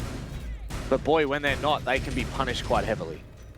Yeah, I think it was Guz saying in the break, like, you can see that having Picnic sub in isn't necessarily a significant detriment in terms of the fragging capability, which I think is what most people would expect, like when you have a support start subbing in. But it's just that they need leadership, they need decisiveness, they need that strong support player to be the backbone of this roster, and that's what Juicy is, along with Sage a lot of the time. So with Knights not kind of having that, they are struggling a little bit. But another thing I'm going to say here is, like, Cafe, we've talked about how, you know, this is big from Chiefs. They've banned it all season. They've been hiding this map. But we also have absolutely no idea whether this map has been part of Knights' practice routine, right? Like, maybe Knights have been, like, trying to grind up Cafe into one of their prime maps in their pool, and we just don't know about it. So there's a pretty decent chance here that Knights will come in through and be like, yeah, we've been prepping this every day, and they'll play well. Just as equal chance, Rob, that this has just totally slipped onto the back burner for them, and it's not a map that they've scrimmed in weeks. It's just, there is a couple of variants looking at how this match can play out, but I guess probably the biggest indicator is the form that Chiefs are in right now after that final series, or I keep saying final series, map, the final map that was played just before. Coastline was just such a great showing from them, and a really good indication as to what they might be able to achieve here on Cafe. Now, as we start to get into this, we're still, you know, kind of relatively unknown coming into it for the Chiefs, but the door left wide open here, and an opportunity for Chiefs to shut things out, and once again, head to the big dance, where they may well reclaim the title. Not reclaim it, it's literally just going to be back-to-back champs. No one's even come close to competing, especially last stage. They were unbelievable. Yeah, but, you know, playoffs are a different beast to the regular stage, and, well, the regular stage hasn't been Chiefs' forte, at least not in stage 1, stage 2, neither, really. But this is a nice early pick, though. Digital punishing Hayward. And I like this. C4 downstairs roaming with Picnic. This is something that Milo talked about on the desk. Having your roamers have those C4s so that they can make plays. Also a really nice valve cam as well in Cigar. Picnic opening up that hatch so he can throw a C4 late, but very risky. He already has some holes pre-opened. He might be able to land a C4 now, but no, it's so indecisive. Yeah, and it looks like the opportunity's gone, the window's gone, but I guess so too is the round. It's only Dino and Picnic left. They need to hold on, and Dino falls. Picnic soon to crumble as well. A horrible, horrific signs if you're a Knights fan right now. Picnic knows it as well. Poor lad. SMG-11 in hand, 1v5. He has been droned. They know exactly where he is. All right, boys, he's in lighting. Just lock him out. Nothing he can do. SMG-11 against these long angles with the ACOGs. I mean, Picnic can be pretty sharp, but there's no way he's winning that fight. Especially not the next 5 that will have to come through. The strong opener for the Chiefs. Picnic is not even good for one. Flawless for the Chiefs, and they are gliding towards that grand final. Surely they don't just get on the cafe and brush Knights aside here. It's possible, man. It is. It truly is possible. And, you know, we were talking yesterday about both Bliss and Chiefs watching the order matchup with Knights and thinking, oh, this is going to be a tough one. No matter who won yesterday, you know, order or Knights, it was going to be a tricky situation heading into these final 2 games. But I tell you what, if you're Bliss and you're seeing Chiefs do what they do best in a playoffs format, they're gaining momentum, they are dominating Knights, you have to be worried. Need to locate and defuse as many bombs as they can. Yeah, look, this is a good start for Chiefs. We don't exactly know what's the go for Knights, but you know, if I'm to point at some of the things that are going wrong, you know, you look at Picnic that round, roaming and mining with the C4, I kind of praised him, said, yeah, this is a great spot for him to be. But, you know, he never really pulled the trigger on that C4. He was constantly worried that he didn't have correct info, flicking onto his cams. There was a player dead that whole time. Like, Hayward died really early. Hayward could have been calling on those cams. Picnic did not need to be checking them for himself. Especially now that you can yellow ping on cams. Like, it's pretty damn easy. Like, hey, there's a guy in Cigar now. He's behind the shop. C4 now through the floor, you know? Toss it up through the piano floor with the holes that have been pre-opened by Picnic. Like, oh, there were so many ways that could have just been more decisive for Knights, but the comms aren't perfect, as you can tell, and Picnic is just not quite as settled into this roster as he needs to be. It's one thing that is so hard to get a gauge on. I thought for a second maybe that E1D was going to initiate something from the Chiefs, but it looks like it's just a preliminary call. It's one thing that is really hard to get a gauge on in terms of comms, because, you know, oh my god, digital! Far out. Doesn't want to get C4'd, bro. Yeah, true. That's fair. That's fair. At least he gets there in the end. But, sorry, what I'm getting at, comms being a little bit hard to hear. If you remember back to the order matchup yesterday, Nico was underneath a hatch, and shots were coming from the top of the top of kitchen on Clubhouse, and he was absolutely clueless as to where the player was. I assumed that it was just hard to hear. The players were all screaming that he dropped the hatch. So it's very hard to get a gauge what comms are actually like.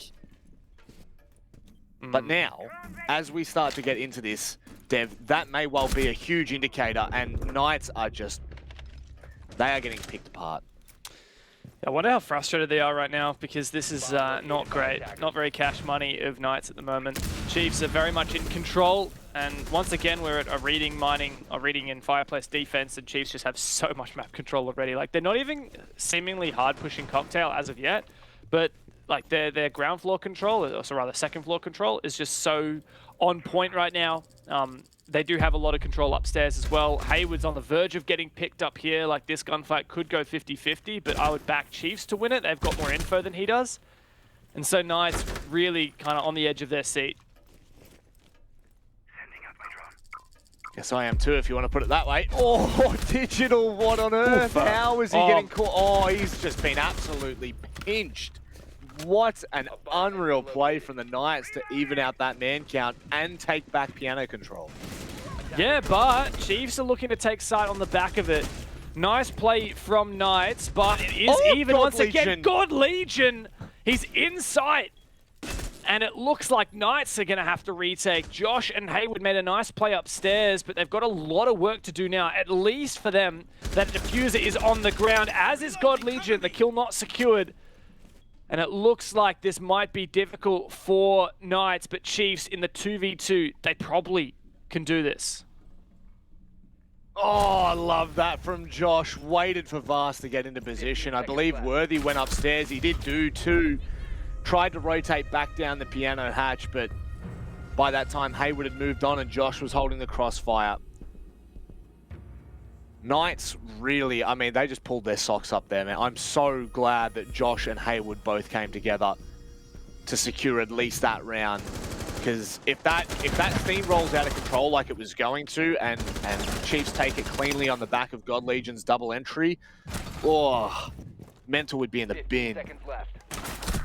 Yeah, look, really well played there from Hayward and Josh on that 2v1 in Piano. I think that was really the weakness of that attack from Chiefs, is the fact that they only had the one guy in Piano and he wasn't on rappel, so it wasn't very safe. So once Digital got put under the pump, it was a 2v1 against him. He lost it. Once Piano control is back in the favor of the defenders, Chiefs can't really play and train anymore because that hatch is open. They had to go deep. The thing is, like, once God Legion had reading, that kind of should be the round over. Like, as long as Chiefs can hold the flanks, like, if they can get into reading, they can probably hold a post plant from there.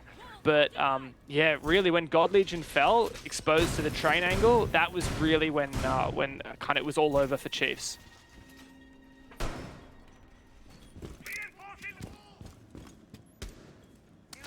Now we get to see Kitchen defense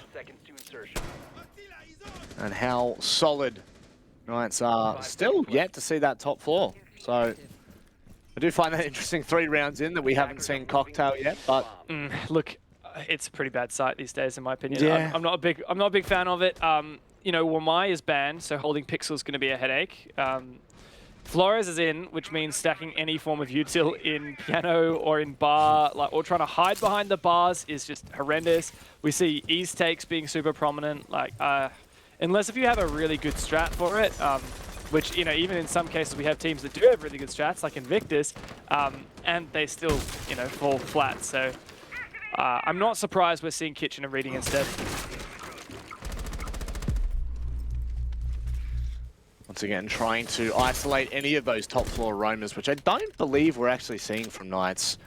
I think there might have been one over by White Stairs. There you go. Hayward just sitting on the tier 2, tier 3 area. As the rest of Knights seem to kind of be either second or first floor. Dino now needs to back away, and that might initiate the entirety of Knights falling back. It is to turtling and anchoring toward the site. They are going to be extending to VIP, holding with the smoke, which we've seen have quite a large impact. I actually think it's Wildcard that I've seen play that position multiple times with Emo Rin. So certainly one that can be difficult to deal with for those attackers.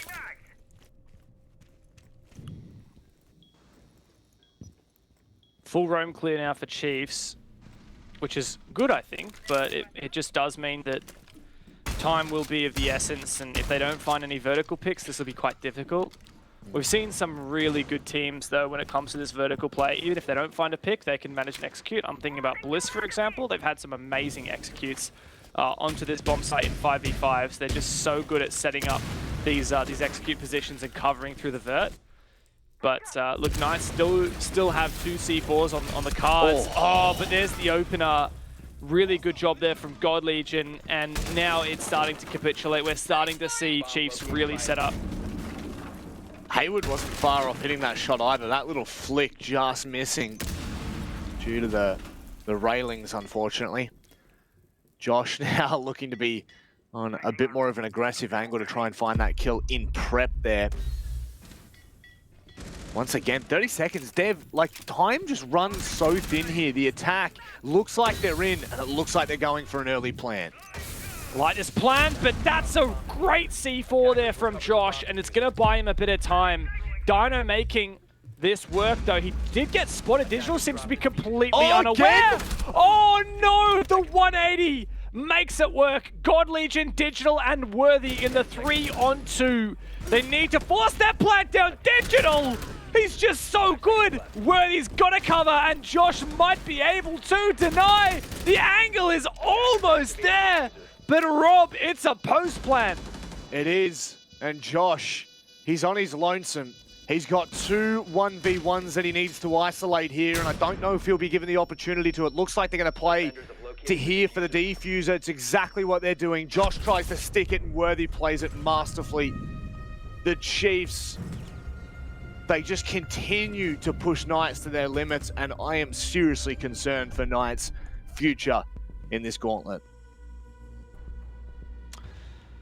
Yeah, man, Chiefs, they were so close to that falling apart. Some really good plays in the dire moments of that round from Knights. The C4 from Josh to deny that plan.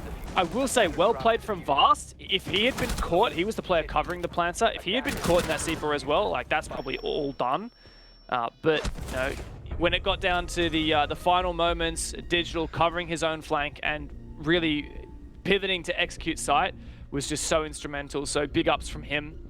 And look, I'm just going to say it. Josh has been pretty insane this playoffs. Like for Knights, he is hands down the MVP. It looks like it might not be enough though, because Chiefs are really starting to run away with this series. I guess it does just come down to the fact that Chiefs are looking like the better team on the day.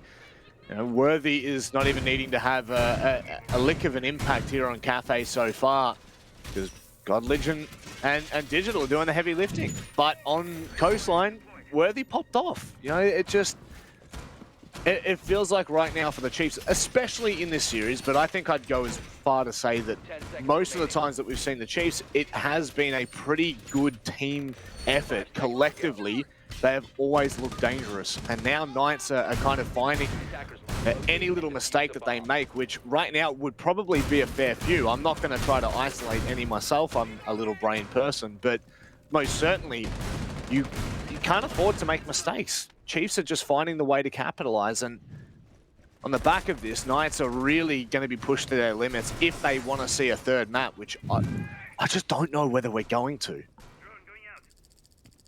Yeah, not if Chiefs keep this up. As the first roar from Lion, saw how good that was at slowing down the flanks last round from Knights, so I think that's a decent pick.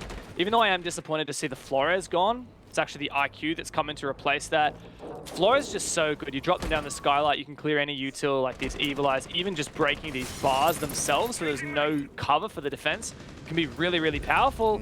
And you know, Vast himself is just going to find an early pick, and it is that impact player from Knights. So without that, I don't know, man. Like, Knights is looking really, really picked apart. Chiefs are going for this East Windows execute, and they already have White Stairs control. Just with each round, Chiefs are getting more comfortable, and Knights seem to be trying to throw maybe a little bit more of a Hail Mary. I don't know where Josh died from there, but that has been the impact player for so many of Knights' rounds. Even yesterday, when you think about it. Digital, how good's the C? Well, not the C4, I mean the nade. It's close, but as they say, no cigar. Down to only 30, 40 HP for Sage. Oh. Second time's the charm. Woo! There you go. Digital lands those coconuts through the floor. That must have been info from Chiefs there. Like, I cannot accept that that is just good game sense from Digital to know which spot he's sitting. And look, we're shaping up for a really powerful East push now from Chiefs, with Hayward pushing in through Cigar as well. He could do a lot of damage, but he's got to worry about Hayward. Oh, that's so unfortunate for the Knights. Vast capitalizes on a bit of an aggressive play. And Dino, I don't think he's in a position to deny this. Do they even know? Fisho guy's going to be sticking this. They're not in a position to even try to attempt for this. And my God, this is just being bullied. This is manhandling. This is the Chiefs. And they might not have made APAC playoffs, but damn, they are hungry for the back-to-back OCN championships. It was the first time they have ever been champions of anything in Stage 1, and it looks like we might have a new king in the region, Rob. Now, this isn't the grand final or anything. We still have a Bliss game after this, but we are just seeing Chiefs come to form today, and if I was Bliss, I'd be a little scared. I know Bliss won't be. They never seem to be. They just absolutely exude confidence. But man, how can you not fear the Chiefs in this form? I guess we'll find out whether they can deal with that, right? We've got, I mean, should this continue the way it's going, It could well be another 4, well, not another 4-2, but another 5-1 possible half with the way that they're showing us what they can offer. But at the very least, I just don't see Knights confirming 2 defensive rounds here, as in 2 more. I cannot see this going 3-3. The Chiefs are finding their way of picking Knights to pieces. And this would just be so uncomfortable to play again. Once again, back down on that first floor to Kitchen. And the extension into VIP by the looks of it with that left wall of freezer left unreinforced. 5 seconds left before insertion. Yeah, look, 3 rounds on the attack for Chiefs is already par for the course in my books. Now, we haven't seen a lot of Cafe here oh, actually, you know, looking at the stats, we have seen it 5 times. Just happens not to be from either of these teams. But yes, it is a defensive-sided map in OCN Stage 2, 57% defense. So, I mean, if you round that to 60%, then that is that should be like a 4-2 half for the defense. That's obviously already not physically possible for Knights. Yeah. They can't win 4 rounds here in this half. Best they can hope for is an even 3-3 in Chiefs. It's just not letting this pace drop. Not at all. Last time we saw them go for that top floor clear and then they continued to make their way down, started putting pressure from a completely different position. Mind you, this was coming from Fireplace last time. Now they've taken bakery control and it looks like it may be a push from the western side. Whether Knights are prepared for this, it looks like they've got everything they need to contest, but once again, Chiefs just find a way. Yeah, look, from this being their Insta ban and not playing it in all of Stage 2 across either of the leagues that they play in, to having the depth on this map and the breadth to go for 2 different takes, right? Like, they had the vertical map control take in one Kitchen attack, and now they're doing a perfect job here of a bakery take, and a slight miss on that Maverick trick, but Fisher doesn't get punished for it, so that is just such a strong position. Like, the Maverick pick here as well, so that they can just bypass the electrification of the wall from Kaid. Chiefs are just looking so hot here on Cafe. Oh, I thought Josh was going to push into prep and try and make something happen there. There was a small window where he might have been able to take that isolated fight directly from that line of sight out, but it's not to be. And they do have an opening direct to sight, but how much more do they have from there? It doesn't look like they've taken any of that second floor control, which Knights are going to abuse. This is the problem now for Chiefs. They have to deal with that vertical contest. Surely Chiefs have to rotate some players upstairs to flush out these defenders like Dino. If they don't, then this is going to be detrimental. They won't be able to push through prep. Now they've lost the opener as well. And Manic, we were praising Chiefs, but they just don't look like they have a next step here to move. Now they do just contest that vertical line, take down Dino, and another pick as well. Oh my! This looks like Chiefs may have redeemed themselves. Well, oh no, Josh, you hate to see that. They're just going to push and swarm around the site. Can they suffocate and cut the oxygen off tonight? It looks like maybe so. A 2v2 though, Haywood, that's an unreal C4 and it's now just worthy, but what a performance from Haywood. Solo play, and that is well received by the Knights. Haywood aced it! He found every damn one of them. Chiefs just kept on coming. He did not have any of it. And I couldn't even tell until the final text came up on screen. Chiefs really just tightened the noose. God Legion pushing from behind, 1 million bullets in that gun. And then it was a 1-on-3. Haywood already had 1 down, C4, and then pre-fire through that rotate. Unreal. That is a playoff-worthy performance from Haywood. And finally coming alive here in map 2 of this best of 3. Gonna have to do a lot more to convince us that Knights are in this with a fight, but it's certainly a way to prove some of the haters wrong, I guess. But 5 of Haywood's 7 kills coming in 1 round. Unbelievable. And now we look to how Chiefs will bounce back. Yeah, well, to be fair, Chiefs didn't play that round all that poorly. I would have liked to see a little bit more second floor presence. They ended up just taking the 1v1 against Dino through the floor and won that. But no, I definitely think that they would have benefited a bit more if they sent someone upstairs.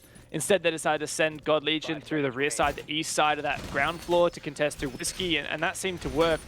But definitely trying to take out that Coffee player ended up being their detriment. That position that Hayward was playing, nicknamed Coffee because the coffee machines, he just like literally 5 kills from playing that exact same position. Chiefs can't let that happen, and surely they won't let that happen again. They're so close to finding the opener already. Guess that's all it could take at this point. An opener, the space given for the Chiefs to continue to push on, and Knights will be put into a position of fight or flight. And I mean, it's been proven that when you push Knights into a corner, they can fight their way out.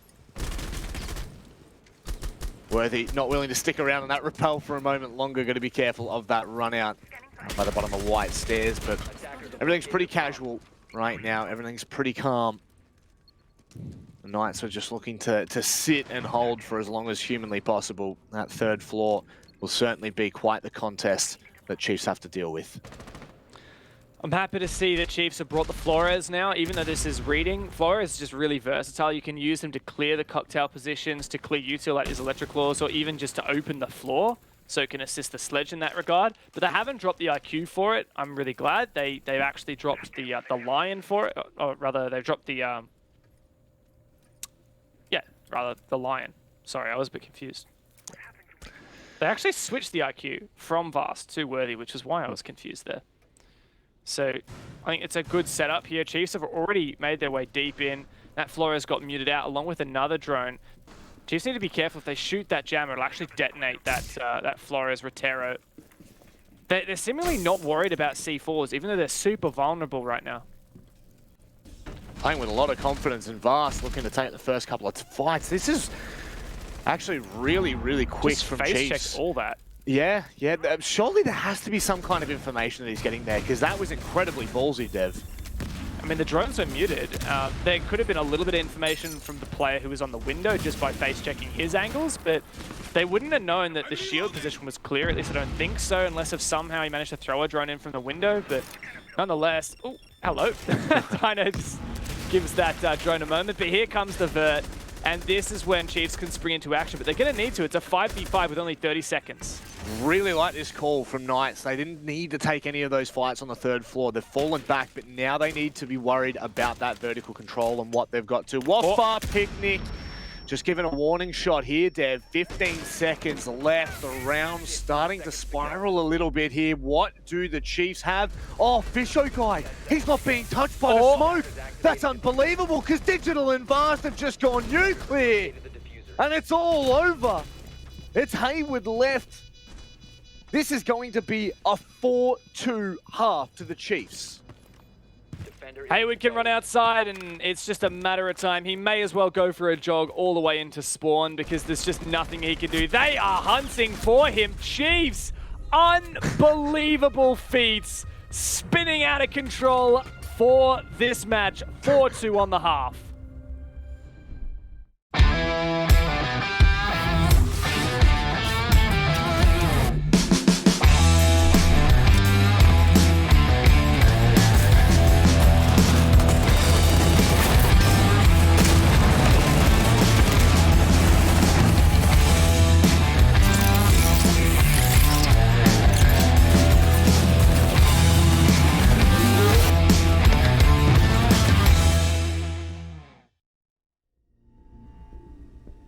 With a 4-2 attacking half, Chiefs have all but solidified their place against Bliss in the grand final of the OCN playoffs.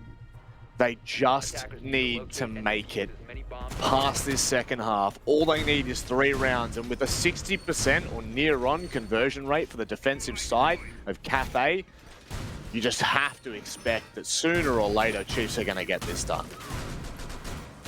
Does seem inevitable. 4-2 half on the attack, a very, very strong showing from Chiefs. Par for the course would have been a 4-2 for the defense. And as such, there's entirely a shot here for Chiefs to take this a dominant 7-2, 7-3 and move straight onto that grand final. This has been a bit of a speed run from them. They took Knights' own map in a convincing 7-3. And there's a chance we'll see just as a convincing scoreline here on their own map pick. Again, within the context of this being Chiefs insta-ban through all of Stage 2, it's just fantastic, Rob. These guys do not sleep. They put in the work, and they have done so much prep for this. That's why we were calling them Stage 1 champions before they'd even been able to convert. You know, they were, honestly, they were the team that really had impressed us the most, and are continuing to do so. Their ability to turn things around right now is really putting them in a place where we just are calling them the best in OCE. Now, of course, internationally, you know, we look to APAC South. A little bit unfortunate for Stage 2 that they don't make playoffs, and their performance in Stage 1 playoffs of APAC South was actually quite valiant. Now, Worthy, goodness me, looking to get aggressive out on the window. But the point I'm making here is they continue to impress in 2021. And okay. Stop talking. Just let him do his thing, Rob. Just let Worthy kill everybody. 1 point. Oh! What? Hello and good night. Sincerely, Worthy. Oh no, my God, Knights are getting taken to town. Oh God. At least buy them dinner first, Chiefs. At least buy them dinner.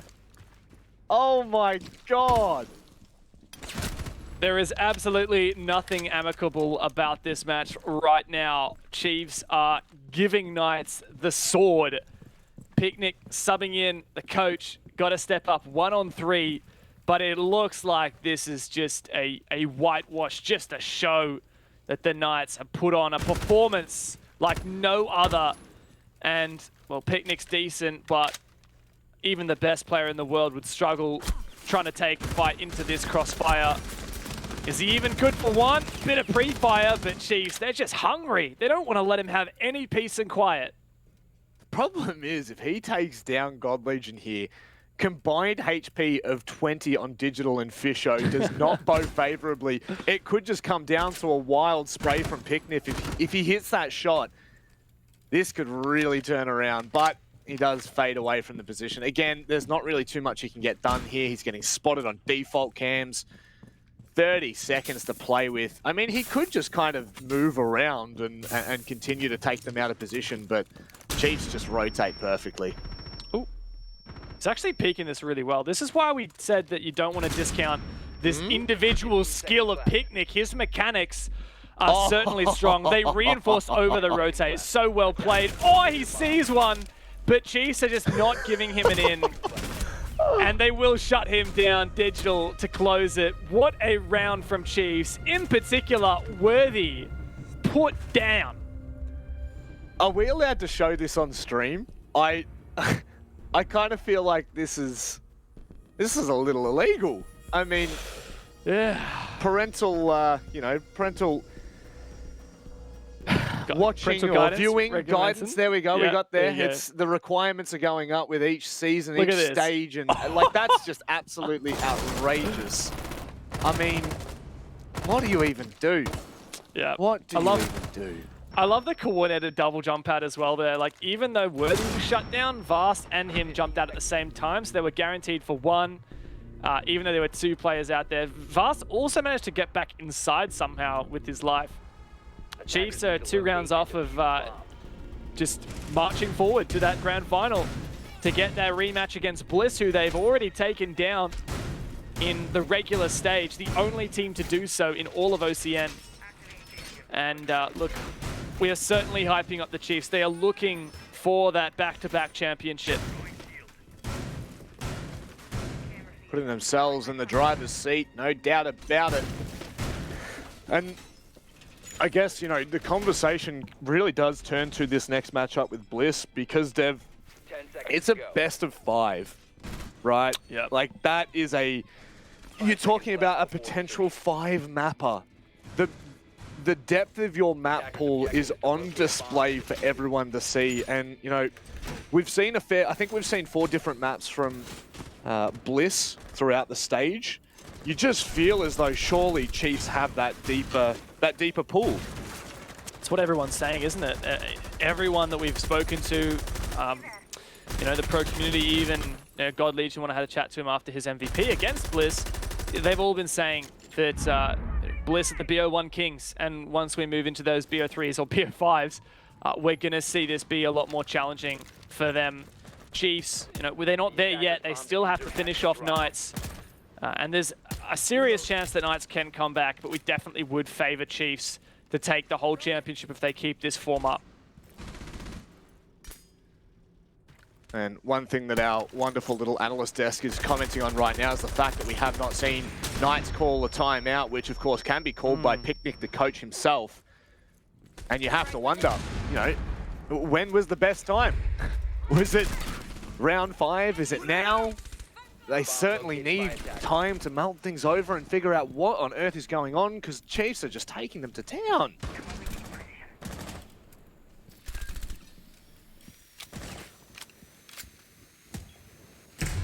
Good start, though, from Knights in starting to dismantle this hold, but Vast has found an aggressive peek and a double. The alibi 1.5 is a serious weapon in Chiefs' hands. Vast has had his shot at a multi-kill. Worthy still aggressively peeking. Finally, Vast gets shut down. Hayward just waiting patiently, but Chiefs aren't letting them have a moment of rest. They are continually holding the line. Chiefs on to match point. 6-2 over Knights. OCN presented by Samsung is about to turn into OCN presented by the Chiefs. They are seriously putting on a show. Talk about a time to step up. Knights are just not being given a look, and just look at the look at the jolly spirit. Having a laugh. They are genuinely enjoying themselves right now, which is what Siege is all about. The competitive nature does bring out some of the best and some of the worst in players, but when you're winning, God, it's fun to look on face cams. Yeah, and there's no one quite like the Chiefs, right? When it comes to the face cams, those guys are a bundle of laughs. You can tell that while they are very much professional, they're also just a bunch of mates, and they have a ball when they're playing together. I mean, it helps when you're winning, right? But I think that those two are linked, you know? It's not just as simple as when you're winning, you have more fun. But when you have more fun, you will win. Yep. And this is like... this is really, really scary for Bliss. I know, again, I'm just trying to make this as clear as I can. We know that the fact that Picnic is playing and Juicy's out, you know, the mouthpiece of Knights, etc., etc. We could sit here and make excuses from dawn till dusk about why Knights aren't performing right now. But at the end of the day, Chiefs have to be doing this. This is the Chiefs' opportunity to just shut Knights out completely. I mean, the fact that we may see this series end with Knights only having 5 rounds in total is terrifying.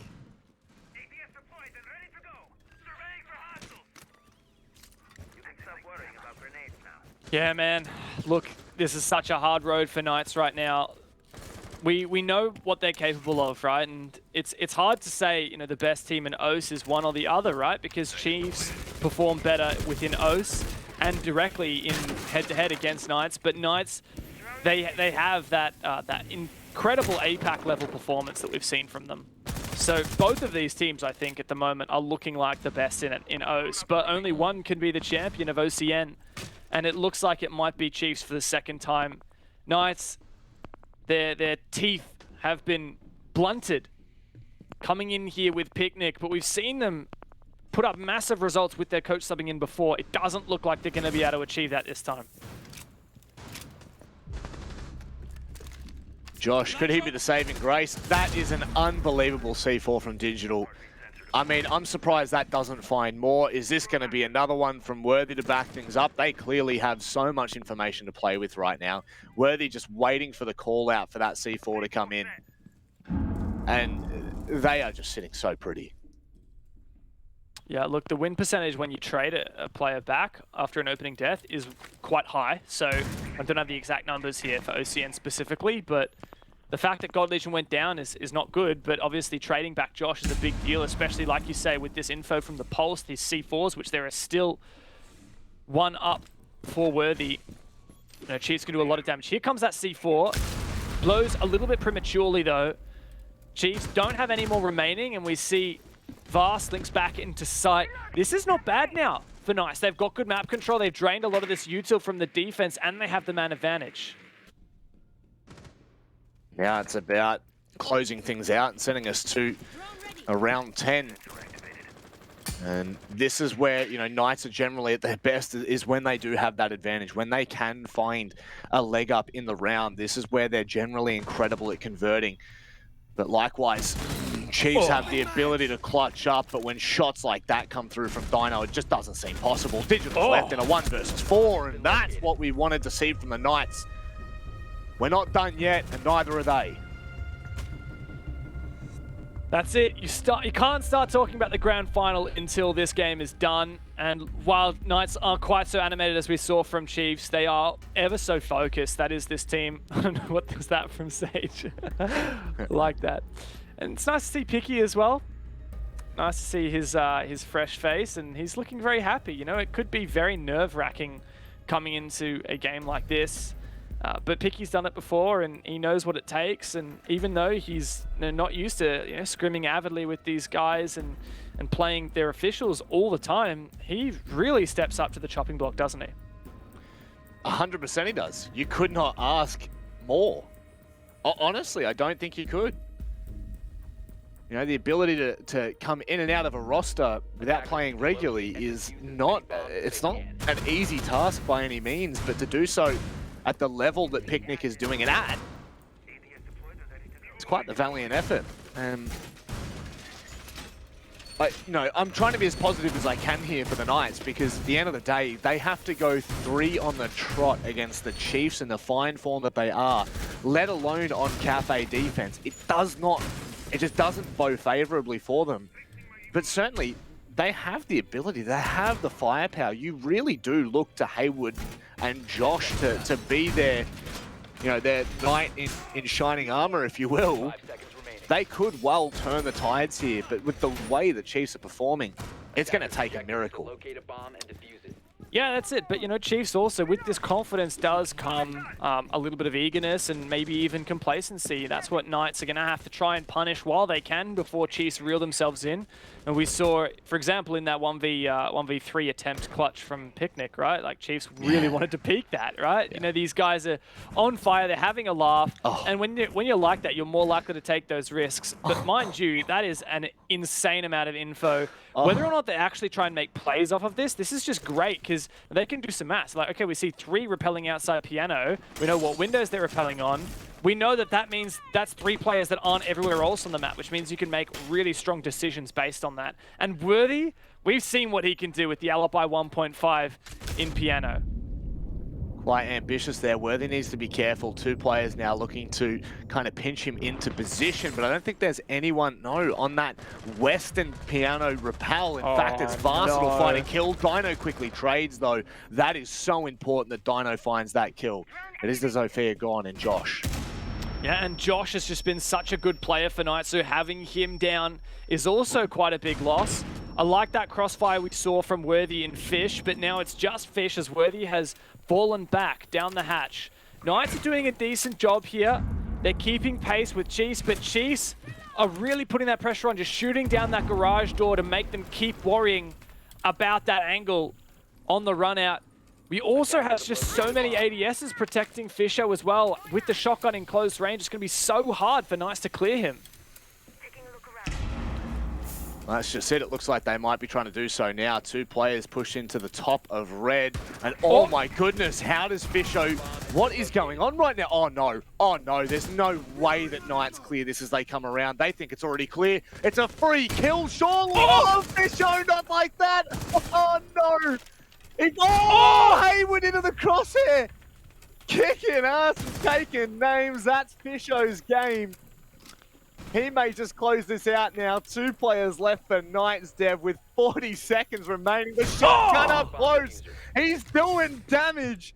And the Knights, this is in an unretrievable area. Oh my God, it's all Fisho to close things out.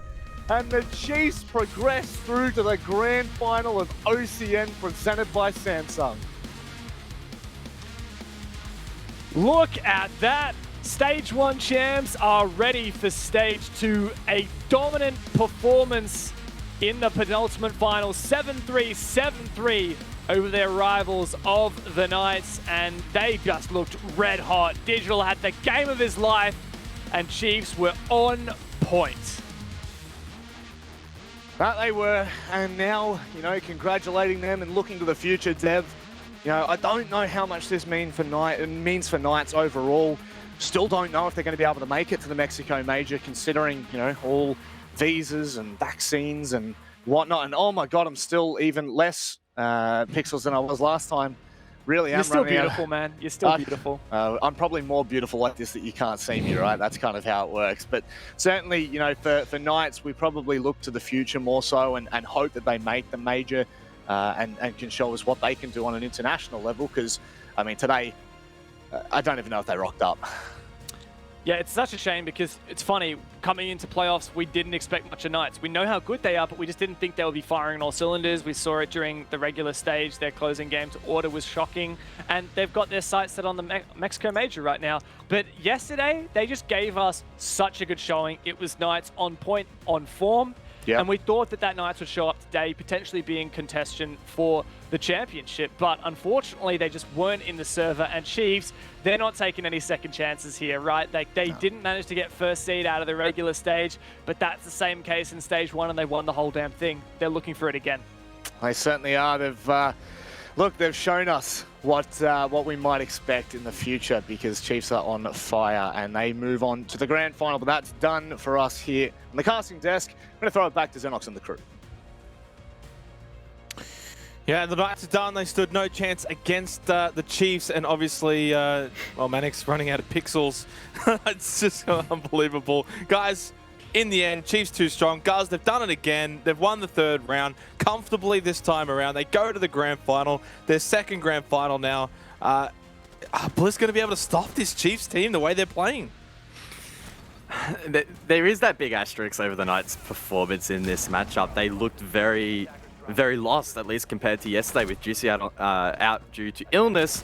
Sure, Picnic stepped in, and we made mention that, personally, he played really well. Like, he was fragging out. He was doing a lot of work for the team, but it did feel like, from an outsider's perspective, there was that missing voice, that lack of leadership for the Knights, and unfortunately, it did cost them. So yes, the Chiefs look great, but I think Bliss are probably going to be a tougher opponent for sure. Milo, has this result surprised you in any way, or did you kind of expect the Chiefs to get the job done against the Knights? Well, yeah, with Juicy being gone, I expected the cafe to go kind of like this. I mean, it's a map that does require that voice. It does require that leader. And we didn't quite see that on Coastline, surprisingly, in spite of it being arguably a much easier map to kind of coordinate as a team. And Chiefs definitely did punish Knights' lack of decisiveness, just making sure that they just punish all those little mistakes that they made and just secure that win. It was a very good showing from Chiefs. They really played well. Guz, we're on a bit of a delay. I'm about to send out a tweet, and the tweet is referencing the fact that the Chiefs have not lost to the Knights since being acquired by the Chiefs. Is that surprising to you? When you say it like that, it is, because these teams haven't been short of head-to-heads. They would have played how many? Well, what, they're 4, 5, 4-0. 6? At least, what, they're 6 4-0, head-to-heads? and that, though, is including technically yeah. one map loss, which was in last stage's grand final. 7-1 in the 8 maps they've played, but, I mean, 4-0 in terms of winning.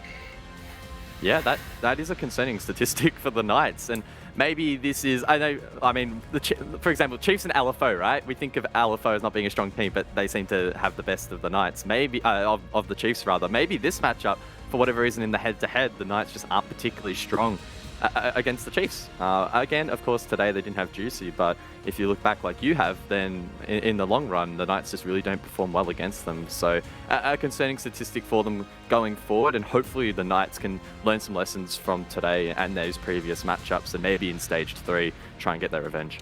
Milo, does that say anything to you when you hear that sort of statistic? 7-1 in maps, that's including APAC South as well. The Chiefs just seemingly have the wood over the Knights. Yeah, that's definitely a pretty...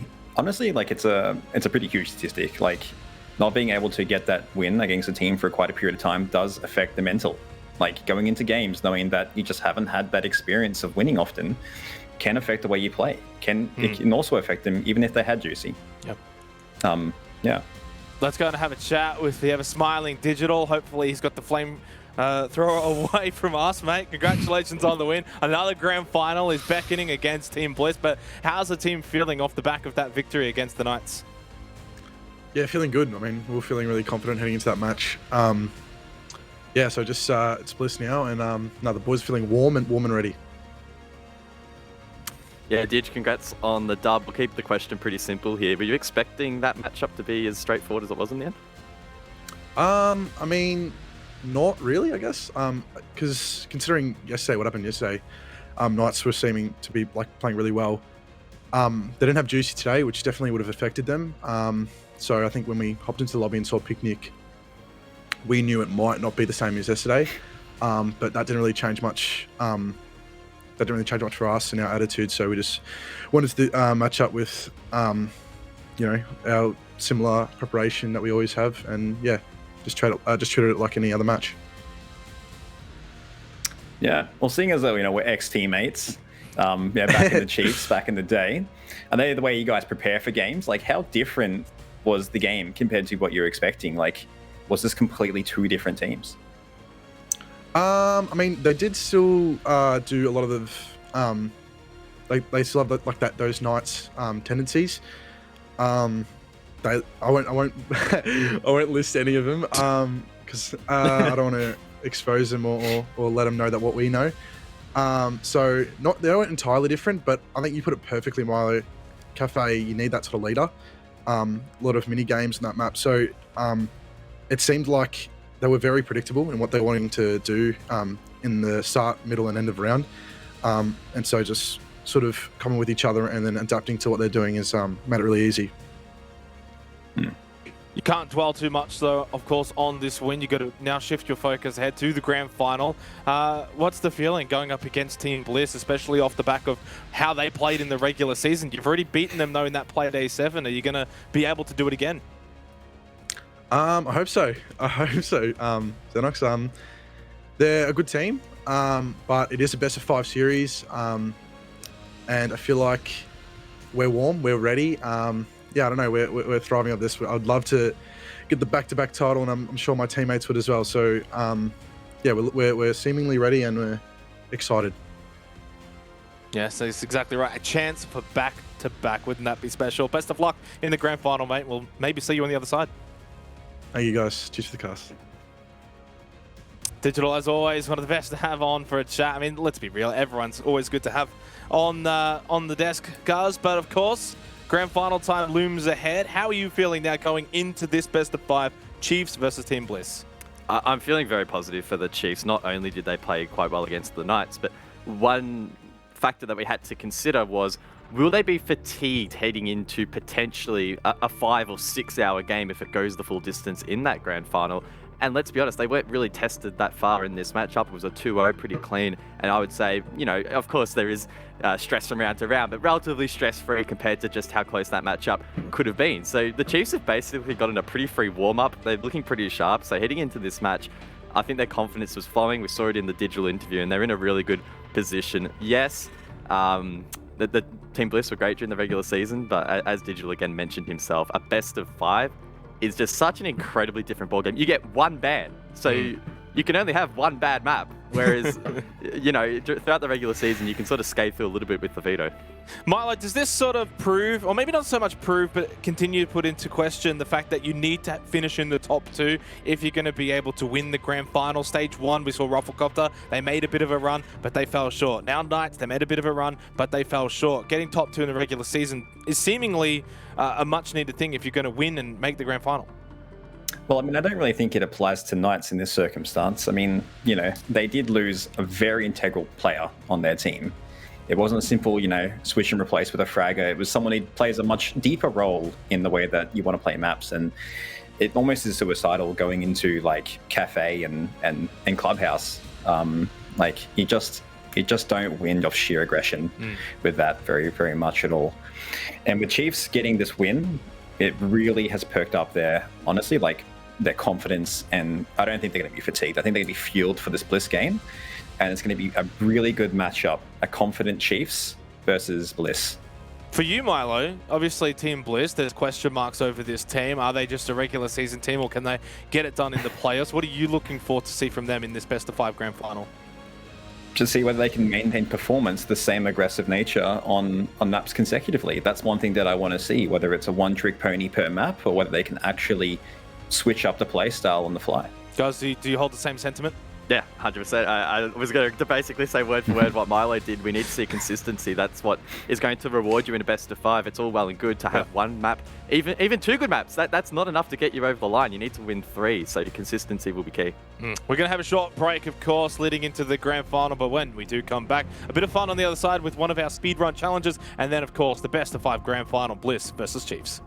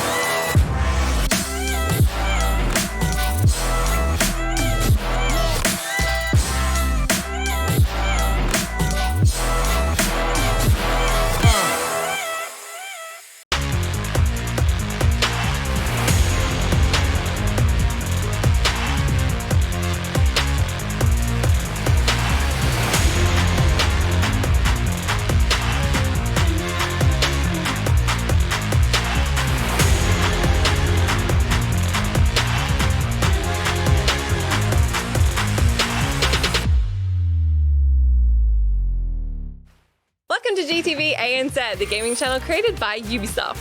Every Tuesday and Friday on YouTube, we'll be doing fast plays, game challenges, 1v1 face-offs, and so much more. You happy? When did we get a dog? That's a good question.